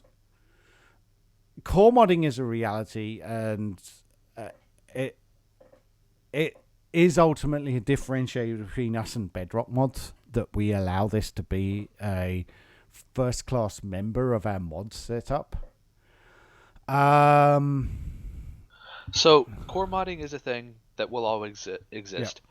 However, for my stance... will always be that core mods should be the absolute positively you've tried 10 million other ways last resort. And when it comes to the documentation, it will be an even more scrutinized version. There will not be copy-pastable code. We will describe the API. We will document it. But you're not going to get help in copy-paste code to make yourself a core mod because... honestly, core mods are a very specialized thing that needs to be done with care, and you don't need a core mod. Your grandma doesn't need a core mod. Your dog doesn't need a core mod. Which is the current situation we have in Minecraft modding. Yep. Every man and his dog has a core mod because, hey, core mods. So... anyway... So, that's core modding. Okay. What is Forge's stance for fixing vanilla bugs? Could fixing such bugs cause a fire? In the past, we've fixed them. Lex? So, that kind of hits on one of the things. Fucking stairs. We fix a vanilla bug when it comes to culling of faces and stairs specifically that sometimes has a side effect for certain resource packs that makes a block invisible if you place a stair in a certain way. But Didn't it also change the behavior when a chair is on top of a chest or something like that? that too, and we've backported and special cased vanilla to reintroduce that bug for vanilla blocks while not having it for modded blocks. Forge, the great thing about Forge is that we have a rapid release cycle, so we can push out bug fixes and test things. And the reality is, a lot of stuff that's in Forge, especially bug fixes, gets pulled in, not code-wise, but gets tested and pulled into vanilla each update. So the bugs we fix means that it gets fixed in vanilla faster. Yeah, we also fix things like cascading world gen in vanilla, which I have to double check for 1.13 in the rewrite, see if that's still an issue. There's a lot of things. We will continue to fix Forge bugs, and as long as it isn't world corrupting or major side effects for the way that we fix the bugs, then they'll be pulled in. We're not going to fix something that fundamentally changes everything in the engine. That's up to Mojang. And I mean, it's always case by case. So we've gotten fixes where it's like, hey, I fixed the entire lighting engine, and it's just such a enormous sweeping change that we can't accept it because there's no way to guarantee that we're not going to be breaking other things. And usually the vanilla bugs that we fix are like a few lines or something that's very straightforward. Yeah, how many lighting gen fixes have we had over the years, and how many of them are actually right and worked all the time? I don't think there's such thing as the right. There's no right lighting engine short of vanilla fixing it themselves. Basically, it's just such an enormous change. It's absolutely incredibly complicated. Like mods like Phosphor are doing really good work, but it's by its nature kind of flimsy and doesn't really belong in Forge. Like, it's great that you can make a mod that does that kind of improvements, and it should stay in a mod because it's inherently unstable and I will say this as an overall sweep of performance mods like Optifine and Fastcraft and whatever have you.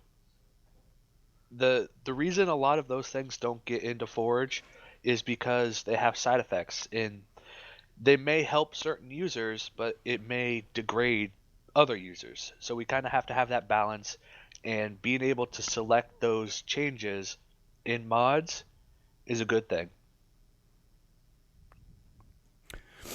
So what Fry said is very true as well. Just to echo what Fry said, if you want something fixed in vanilla, open an issue in vanilla's bug tracker, because we absolutely won't do anything unless you can link it to a vanilla issue. Yeah. Like, that's required. Yeah, and upvote the things you want fixed in vanilla, because that's what gets it.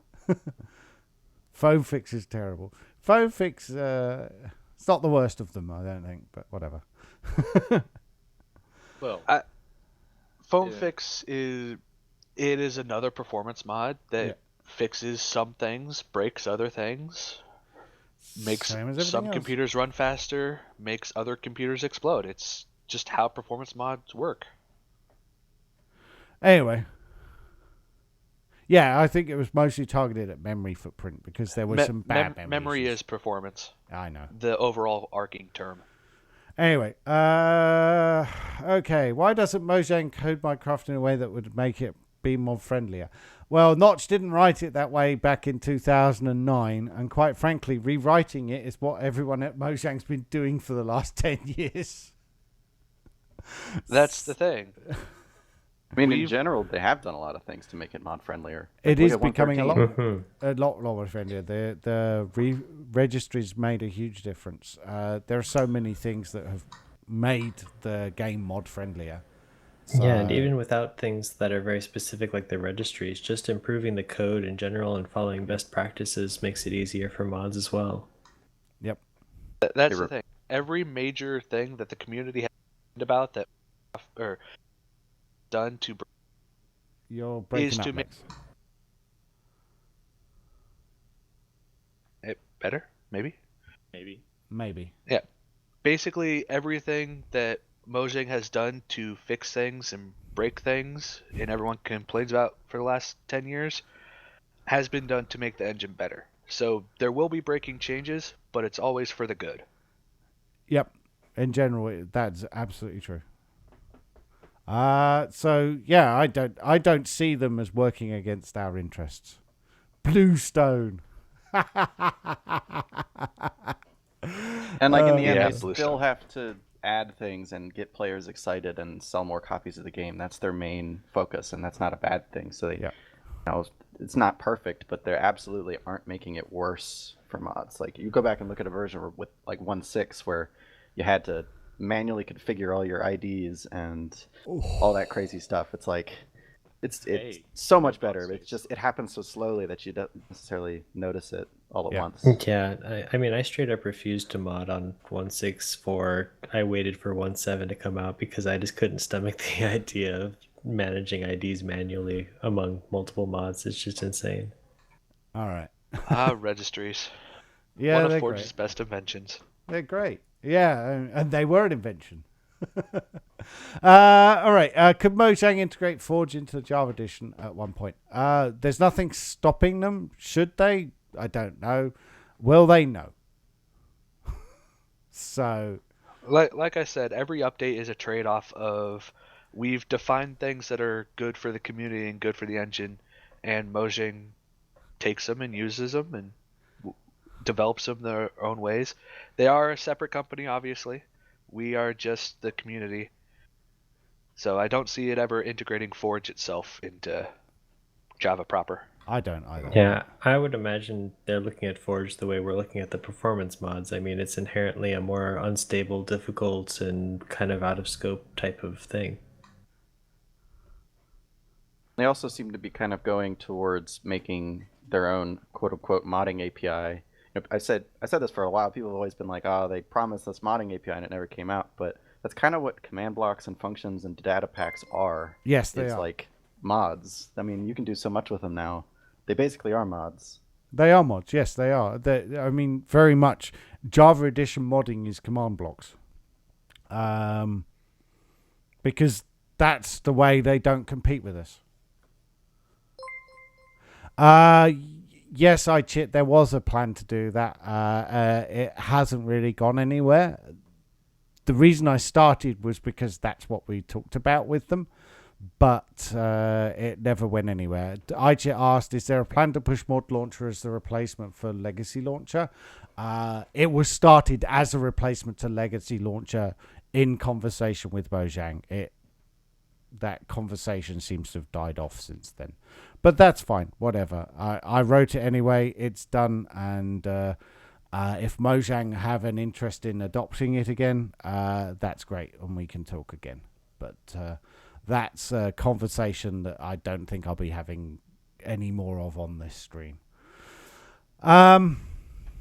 Yoshler, however you say your name, I do have access, and I believe I have moderation rank on the actual official Mojang bug tracker. I don't use it much because their team on their end is far better at it than I am. But I do have avenues of talking to people. And many times, I've made a few vanilla bug fixes, put them in Forge, and then immediately gone to the issue tracker and been like, "Here's the code I did. Feel free to use it." And I would absolutely prefer it be in the base game because more people could use the fix. Yep. And I think that goes for everybody here. I've submitted tons of things there and have lots of emails updating, like still a bug, and then finally it gets fixed. It's always nice to, see that progress. And now I have people like Corey on the team that I can actually DM personally, be like, "Hey, I got a freebie for you. A free bug for you to fix." So I already found the problem. Okay. Thoughts on modding API for Bedrock? Nice. Okay. Lovely. Very good. Have fun. So, it's been publicly announced by the other people who were at the meeting, but recently we were up in Seattle and we got a day to talk and sit down with the Bedrock team. I have high hopes for the Bedrock edition. Forge will continue on as Forge continues on. So I don't see them as even being competitors.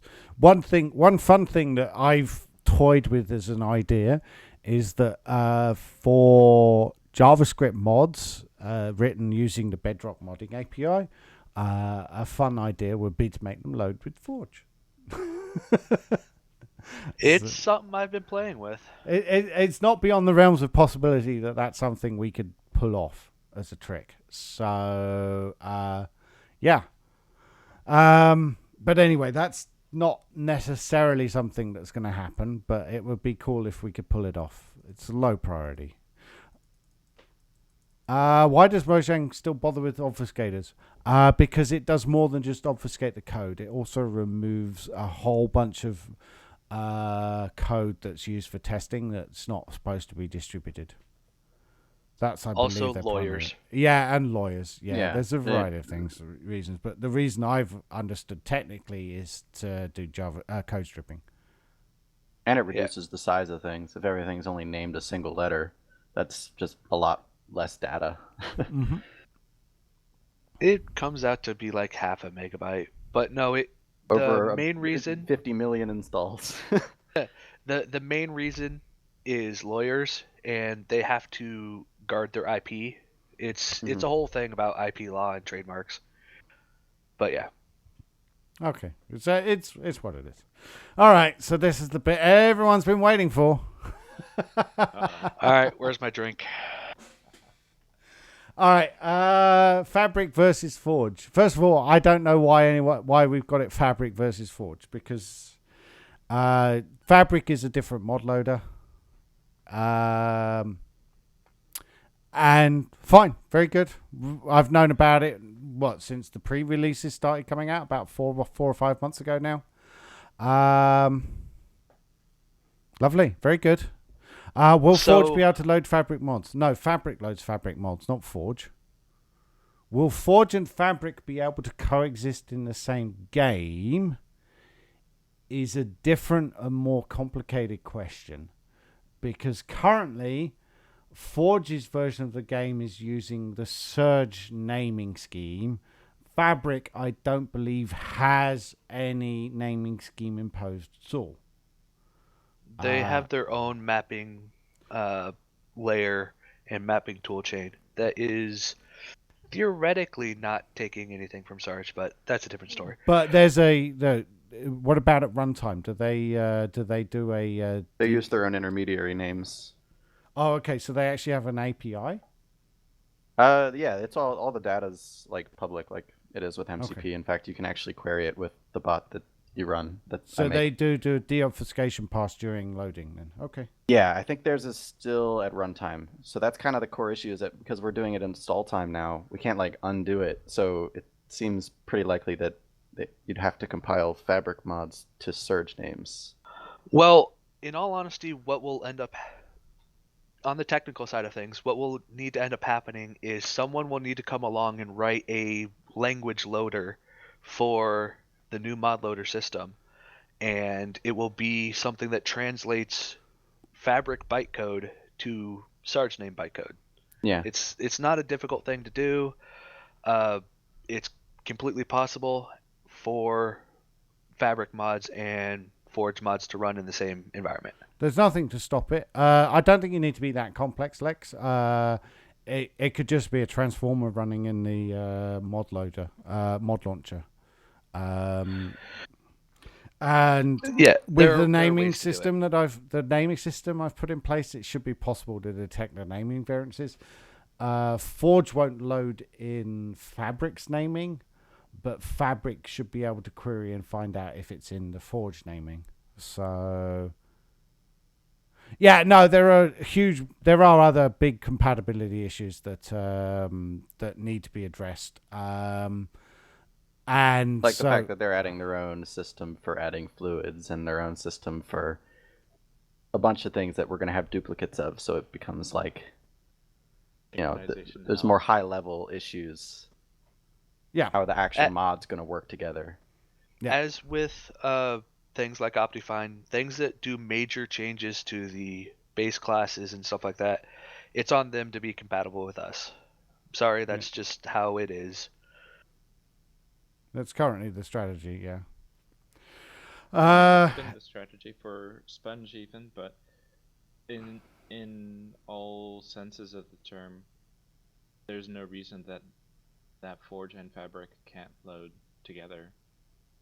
There's no no technical reason. There's no technical reason, but there may well be API reasons and other interoperability problems that will need to be addressed, but they'll need to be addressed on a case-by-case basis. From my point of view, I see nothing to prevent Fabric from loading itself into the Forge and FML land. They just need to update their technology to use the technology that we're using in 1.13 for loading, not legacy launcher. But given that mixin doesn't really work in this environment yet, that's probably going to be a bit of a problem for them to deal with first. But hopefully once mixin does come in there, then fine, Fabric comes on in. I have no fundamental objection to Fabric at all. So FML is the part that loads the mods. It's always been called that, and it's going to remain called that, Islaw. Just because it's not a separate thing. And yeah, like Assie's saying, is they don't actually use Launch Wrapper. They use their own thing like Mod Launcher. Like they call it Not. Okay. So they'll need to figure out a way to load into Mod Launcher, because you can't have two things launch the game. Ultimately, one thing launches the game, and Forge is written around Mod Launcher. So, and I mean, we found ways to be compatible with like Light Loader in the past. I don't see it being impossible. Yeah. Light Loader basically used Legacy Launcher as well. So, yeah. Actually, speaking of what I remember, the way Light Loader managed to coexist as either the launcher or being launched by Forge Mod Loader was with the tweaker system, and Mod Launcher has that. It has something similar. It's not the tweaker system. It uses Service Loader now. Gotcha. Services. Yeah. So basically, Fabric would just need to provide a service that loaded a transformer service, and then it would load. So it's almost like Mod Launcher was written with these type of systems in mind, because we learned over the last 8 years. Yeah. So we'll see. We'll see what happens. Trilex, whatever. Twitch Launcher's going to have to figure out a lot of things, because 1.13 moved the goalposts on a lot of stuff. But I believe they have Forge working now, right? At least they on do. Twitch. Yeah, that's good at least. Okay, that's good. So something. People can actually use some mods. They need to fix a few things, but I need to talk to MD5 about that. Yeah. So it's what it is. It's from our point of view, as far as I'm concerned, Fabric is, if you want to play in that world, fine, fair enough. I don't know that what their long-term plans are. I know that Forge, we're planning to be around for the next 10 years. So if they're still around in 10 years, that's great, and we'll be hopefully very much compatible with each other by then. But that's the benchmark, I think, right now. Yeah. You have to plan for the next 10 years realistically in this space now. You can dream. Cool. Well, that's good, Azzy. Good luck. I do want to be that pedantic asshole and actually answer the last question. The reason Fabric can update faster, quote unquote, than Forge can is because they came out in the versions where we decided that we were going to rewrite our entire backend. So we purposely stopped updating fast so that we could clean things up. After 1.14 is done, our update should be getting faster. And part of the reason of the delay is the whole opening of the mapping system to the community. So we should be getting back to our normal updating schedule. Yep. Beyond that, though, I'll say that Fabric still can sometimes update to a snapshot or a version in less than an hour, and I think that comes down to the fact that there's not much touching the vanilla code in Fabric itself. Like there's a few little hooks and APIs for things, but not even close to the scale of the amount of patches and things Forge does that we have to update every single time. That's the other thing. Yeah. If I'm awake during the time that Mojang pushes a snapshot out, I have a Forge version running within 2 hours. I don't push it publicly because it's nowhere near stable or my level of quality that things go out. So doing the small stuff and the little tiny updates are stupid easy. It's just the size of the two projects and the scopes are completely different. Yep. I mean, we've done Forge updates with even with big patch loads relatively quickly. So let's assume we get 14.2 out in the next week. 14.3 is going to land in probably 3 to 4 weeks. I would suspect that we would have 14.3, assuming it's not a rewrite the world dot patch. The 14.3 release likely would be within a day or two, because the difference between the dot releases and the big releases is big, you know. But the dot releases are normally very quick to update to, and they have been for a long time. Having incorrect mappings is not worth it. That's true, Fry. Very true. He says there's no chance for us to have snapshot mods. Probably never snapshot Forge mods. Lex can expand on this, but the idea is that if we track every single snapshot, there's going to be a lot of pointless churn in the mappings where they are refactoring things and changing them back and all this, and so it would kind of waste a lot of time in the end. We did try doing there's that a big long time ago. there's a big issue of Mojang changing their code and deleting things and then reverting it, just like any development process. So we've decided that Forge, it's going to target stable versions, full releases. If Fabric wants to push out developer snapshots and allow people to look into the updates as they're released, go for it. Forge has no intention of ever doing that. That would be a perfect spot for them to slide into. So that's something they just talked about in comments there, actually. One of the fundamental differences, I guess, Yarn, is the naming scheme that Az is using in Fabric. It's their whole suite of yeah.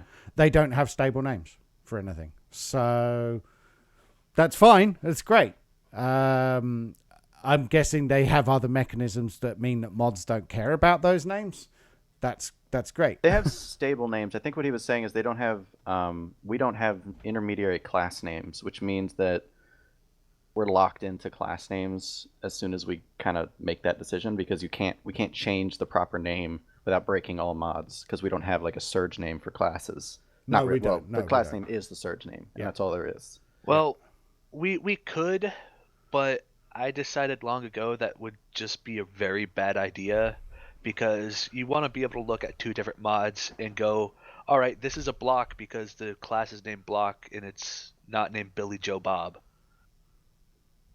And it has implications for like crash reports, because that too. They're already hard to read when the methods are in surges, but those you can look up. And imagine if it was classes and methods, it'd start being pretty much useless, especially to users. Couldn't even tell what mod something was coming from, or like where in vanilla it was crashing. Yeah. So it sounds like they're battling that by doing tooling. So that's fine. I mean, it's just a different strategy. They have a different philosophy. They've decided that they're not going for stable naming. They're going for adaptive naming that's based on the pattern that they want to follow. We've decided to go for stable naming. That's just a different philosophy. We did one time try doing snapshot updates. It didn't work very well, and when Lex was doing the MCP naming for all of the 113 snapshots, the weekly swearing fest that came out, because 113 would be released, there would be a whole bunch of stuff refactored, and then the next release would come out, their next snapshot, and half of it would be gone again because it had all been refactored, and then pulled back out again, because that's the whole point, is that what works the mod loader. Yeah, exactly, Azzy. It's just a different philosophy, and there's nothing wrong with either approach. Okay, I'm not trying to say that we're doing it right and they're doing it wrong. We're doing it one way. We're doing it a way that's been working for us for 9 years. Azzy, great, a new way. I welcome it, and hopefully we can make sure that we work together as and when we coexist. It sounds like they're much more of a moving, they're moving quickly, and that's fine too. So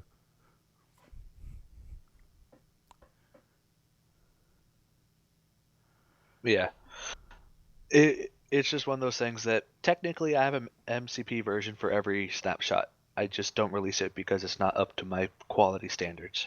And it's horrendous as well, because half the time the names all move around and shit. So, however, if someone wants to come along, I do have a lot of ideas that I just don't have time to do that would help with this process. So if someone wants to sit down sometime over a beer and like have me rant ideas at them, yeah. Forge could move just as quickly in 2012, I bet. Yeah and no. I mean, back in 2012, the game itself moved much quicker than it does today. Back in 2012, they were releasing versions every 3 to 4 weeks. So yeah, well, I think his point is what we were saying, that Fabric is simply a lot smaller than Forge is. That's which true too. Allows them to update faster. That's a flat out truth. That's how things work. We have, and that's the thing too. Back in 2012, Forge used to update actually days before Minecraft officially released their update, because the final snapshots were usually the actual same exact mappings and everything. So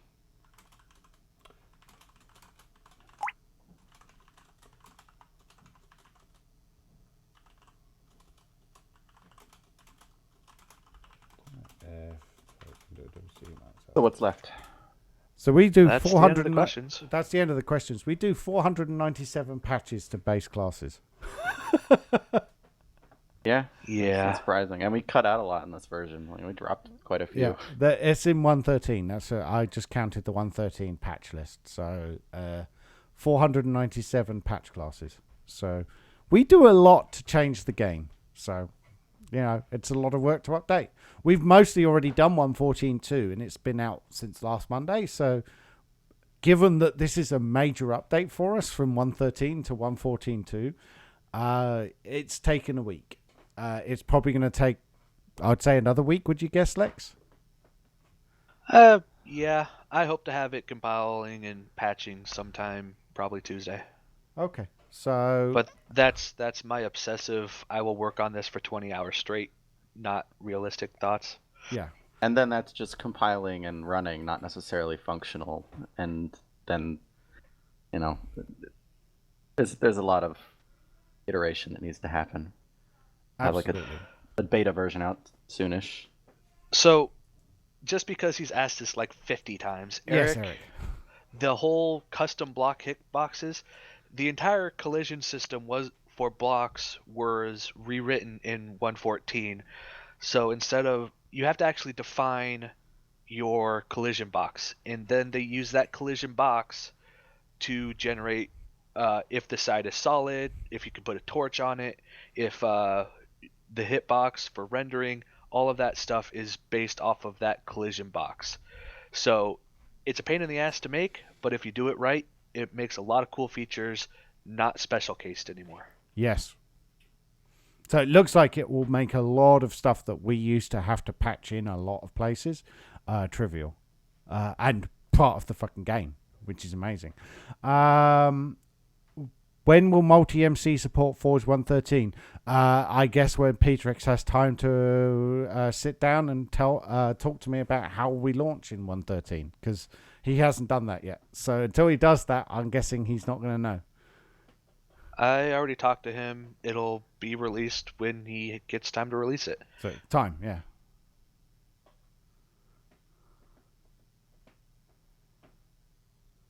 Well, I have been streaming it, Jojo. I streamed it on Friday night. I'll probably be streaming a little bit more of it during the week, as and when I take a little stab at it. I think Lex likes to just focus on getting work I done. I like to focus on getting work done. I have it spread across all 3 of my monitors. It's very difficult to stream my setup on how things going. Plus, 90% of the time I'll have like majorly copyrighted music blasting really loud that can't go on stream because I'd get copyright strikes and stuff like that. Yeah, the main way that you can keep up is, take a look at GitHub and follow, the main contributors and see what they're committing on and check out, what's happening there. A lot of the commits actually have, a reasonable description of what's going on, and it's fairly clear to follow along if you're interested. Yeah, unfortunately 114 is sort of behind the scenes because our intermediate step right now has the full Minecraft source code in our working tree, so we can't really push that to GitHub. Yeah. Well, we could do eventually when we get the public. So there's the public-private forks. You seen that, Lex? No.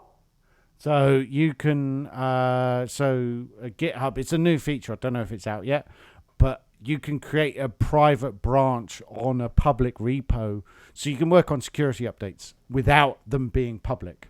So that's part of their Wait, whole how new does that security flaw thing, right? Where they've even added like Yeah. responsible disclosure systems into GitHub. But quite frankly, it that's would cool. be perfect for us because it means that we could just create a private fork, invite the people who want to update the patches on that private fork, push in the temporary full code, and then when we're done, we get rid of it. You already use that? Okay. And you tell me this now after I went and set up the whole GitLab thing. Oh, damn it. Okay. I thought I mentioned it to you a few weeks ago. But yeah, no, I mean, I don't know that everyone has access to it. I think it's beta. So, We'll look into it. yeah. And in the process of the stream, we found that we do have access to that triage issue thing. So we might actually do that sooner rather than later. Oh, well, that's great. If we've got that, that means that we have the new special role, so we can grant that. Well, Yeah. thank you, Azzy, Yeah. and good luck for your fabric stuff, yeah? And if you do need to talk to me about trying to get stuff loading into Mod Launcher, just ping me. I'm on Discord. You know where I am.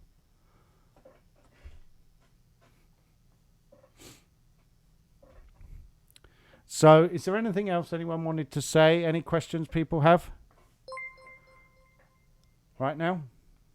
I got the Discord FAP channel open and everything, so we'll see.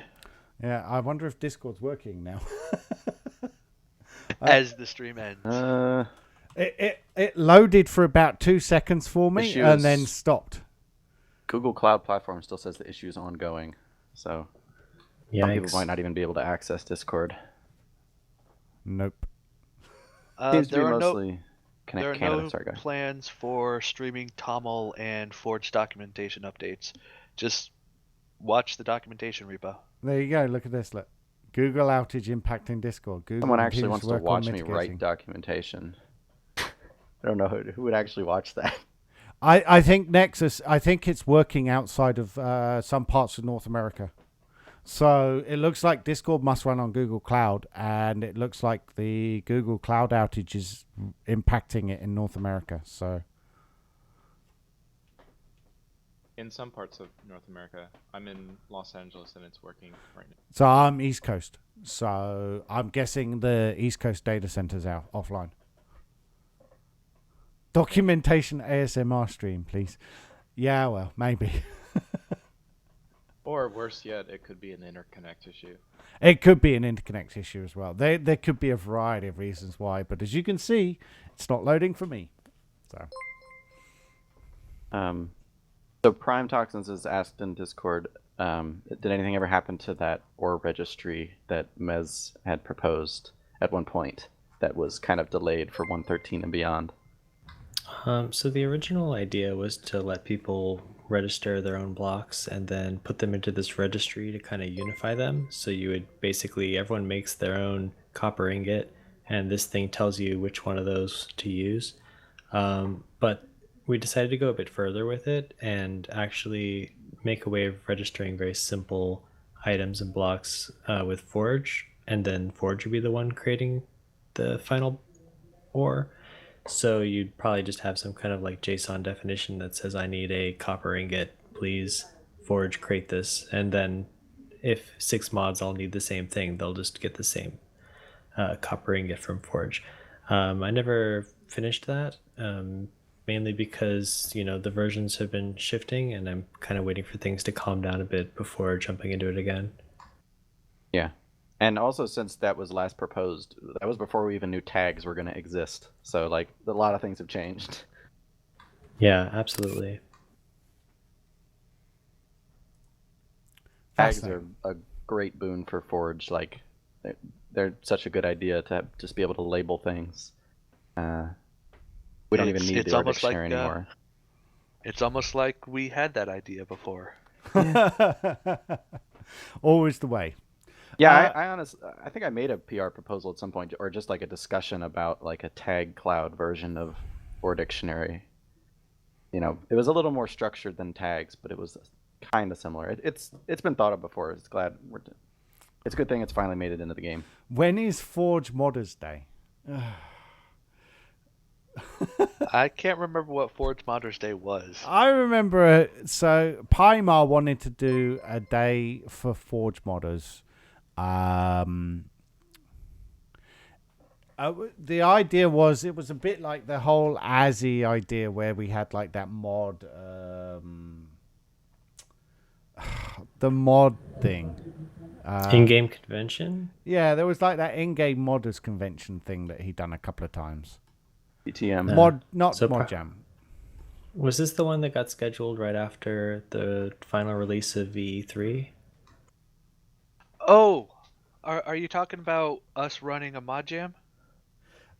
No, I'm not. Although that I think was one of the things we wanted to do, but unfortunately, I think everyone's time kind of better than Minecon. That's what it was. Yep. And so it was. I think we were thinking of doing something similar to that, but time got away from everyone, and it doesn't. It never happened. Yeah, I know you haven't, Azzy, but that was sort of one of the reference points. Or organizing something like that is certifiably insane. It's so much work. It is. It is a ridiculous amount of work, and we just ran out of time. Unfortunately, I don't know that we're going to be able to figure out a way to get that to happen. We just haven't had a lot of time, I think every single person here has a real job, pretty much, or other thing that earns them income, because they don't earn much in the way of income from this work. That's for sure. So yeah, as such, there's not a lot. Did we want to pop that other thing up, Lex, or not? Well, I was just checking right now, and it's currently still down. But since we're doing that whole segue thing, I can go into the whole, hey guys, thing. We did first month. It's down. Sorry. You're cutting in and out, Lex. God damn that. I think I need to replace my mouse batteries. Can you hear me now? Yeah. Yep. Yeah. So yeah, we did set up a Flocker store for Forge merch that will be expanding as people do. But as you can see on stream, the whole Google thing is affecting that as well. So we can't really do anything with that. I'll tweet out the link later. But it is something I wanted to bring up. We now no longer have ad focus ads on the Forge downloads because we hit the Patreon goal. For those who don't know, Forge is my full-time job. For what I don't make enough to pay my bills when it comes to Forge, I do freelance programming and other menial labor jobs. But yeah, basically, I gotta pimp that out because things cost money. Yep. So Lex is Lex Manos at Patreon. I think I was looking into the idea of maybe setting up an open collective for Forge as well, but that's something for another day. That's definitely not something that's happened anytime. But I know that corporations might prefer that kind of structure rather than Patreon, but we can figure that out later, Lex. Yeah, we can figure that out. Yep. And the question for how long the ads will be removed, every month that we make the goal, the ads will be removed for a month. Very cool. Cool, yeah. So And is it all ads or just the ad focus? Just ad focus. Unfortunately, like I said, I have bills, and Yeah. Google ads aren't that bad. that's I'm honestly fine with that. It's the ad focus stuff. that's also a very good point, Nexus. Yes, that GitHub sponsors thing is definitely something I think we were going to look into. Wasn't it, Lex? It was. The current beta system doesn't quite apply to us properly. I'll look into it as it evolves. Yeah. Yeah, the GitHub thing looks pretty cool because I think for the initial launch, they're going to be matching donations and they're not taking any fees. So it could be cool if we could make that work out. Yeah. So we'll figure it out. Yeah, gigahertz. I know 1 cent a download. I mean, we've talked about this. You know, the monetization of mods has been a thing that's it's always a discussion point whenever a bunch of modders get together in a room. So the reality is that no one will pay anything ever. So Skyrim mods, yes. Anything else we want to talk about today? Nah, I think I'm good. I'll pimp out my stream. I'll be playing some Kingdom Hearts after this. I'm going to be going and eating supper and enjoying an evening with my family. So Are you going to stream that? So if you want to go and drop and get your stream set up, I'll pass everyone over to you. I need to use the bathroom first. Hold on. Okay. So yeah, I'm going to pass everyone over to Lex in a few minutes. No, CPW got a good question too. What are you most proud of in the Forge rewrite? Because I mean, you've done quite a lot on that end. What am I most proud of in the Forge rewrite? I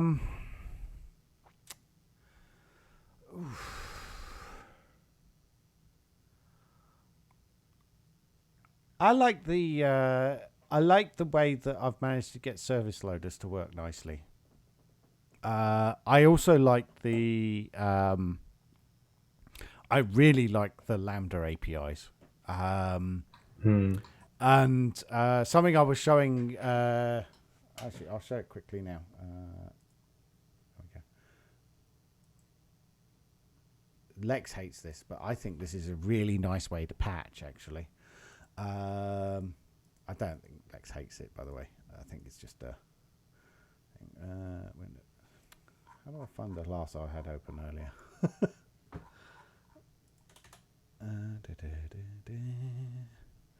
That was, While you're looking for that, I'm definitely super happy about the Lambda APIs. I remember early on I was complaining and being a big pain in the butt about all the annotation stuff and how I really wished I could write stuff without annotations, and you came up with a really nice solution.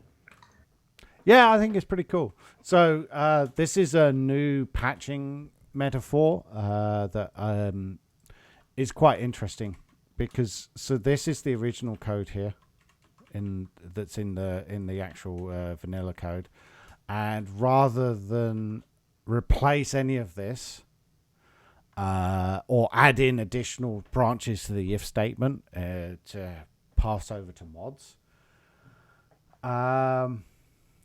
Easlaw, is that right? Easlaw? I think Easlaw's French, so but this patching metaphor, I actually really like this. I'll show you the screenshot as well. I'll load that in the background. So this is the merch store. Currently, it's not functional. Yeah, Ease Law. It's an S sound, isn't it? So there's mugs, there's shirts, there's hoodies, and it's got the Forge logo on it. So these are obviously all fake renders. So one wonders exactly what it'll look like, but it should be. They look like they'll be cool stuff anyway. So. But I actually really like this. This is a really new metaphor. So instead of doing that, you transform this into a supplier, and then the original function just gets the supplier, and then you can replace the supplier with a different one. Because it does basically, I don't have to add in new branches or modify the original code at all. All I do is I add a supplier that can replace or use the original code. So. That's cool. Object holders. So when can we get Forge Anvil on Merch Store? I think the Forge. Can we get an Anvil Forge Anvil? I don't know that there'll be a real one, but maybe little 3D print jobby. But we'd probably need to figure out a good supplier for that. Another cool thing we can do because of Java 8 is we've moved a lot of our mass patching that we were doing to things like block and item and tile entity, where we added a ton of methods, which used up a lot of patch lines, is now moved to default interface methods. Like this. Means our patches there got way smaller. So there's a few that still need to use fields and stuff, which you can't do with defaults yet, but. But this is the this is sort of the model. So we move a bunch of stuff into here. The one problem with default interfaces is you can't have fields. Yeah. You can add a getter or like, but we can't add like soft overrides because that breaks mappings. We can't. There's a lot of hacks you can do, but you can't do because of the way we rename things. Yeah, I know. Scalar traits are superior. And I think there's a thing in Kotlin that would work really nicely as well to do this. But anyway. Lex's stream's up. So Lex's stream is up and running. So Lex is going to be streaming for a while. I'm going to pass everyone over with a little raidy raid. And thank you all for coming to the FAP. And we'll see you all next year. Don't expect much from the stream. It's just me raging at Kingdom Hearts, which is fine. Might be quite fun. Anyway, with that, I think thanks everyone for coming, and we'll talk to you again. Talk in a year. Yeah, see you all in a year. See you guys. Yeah.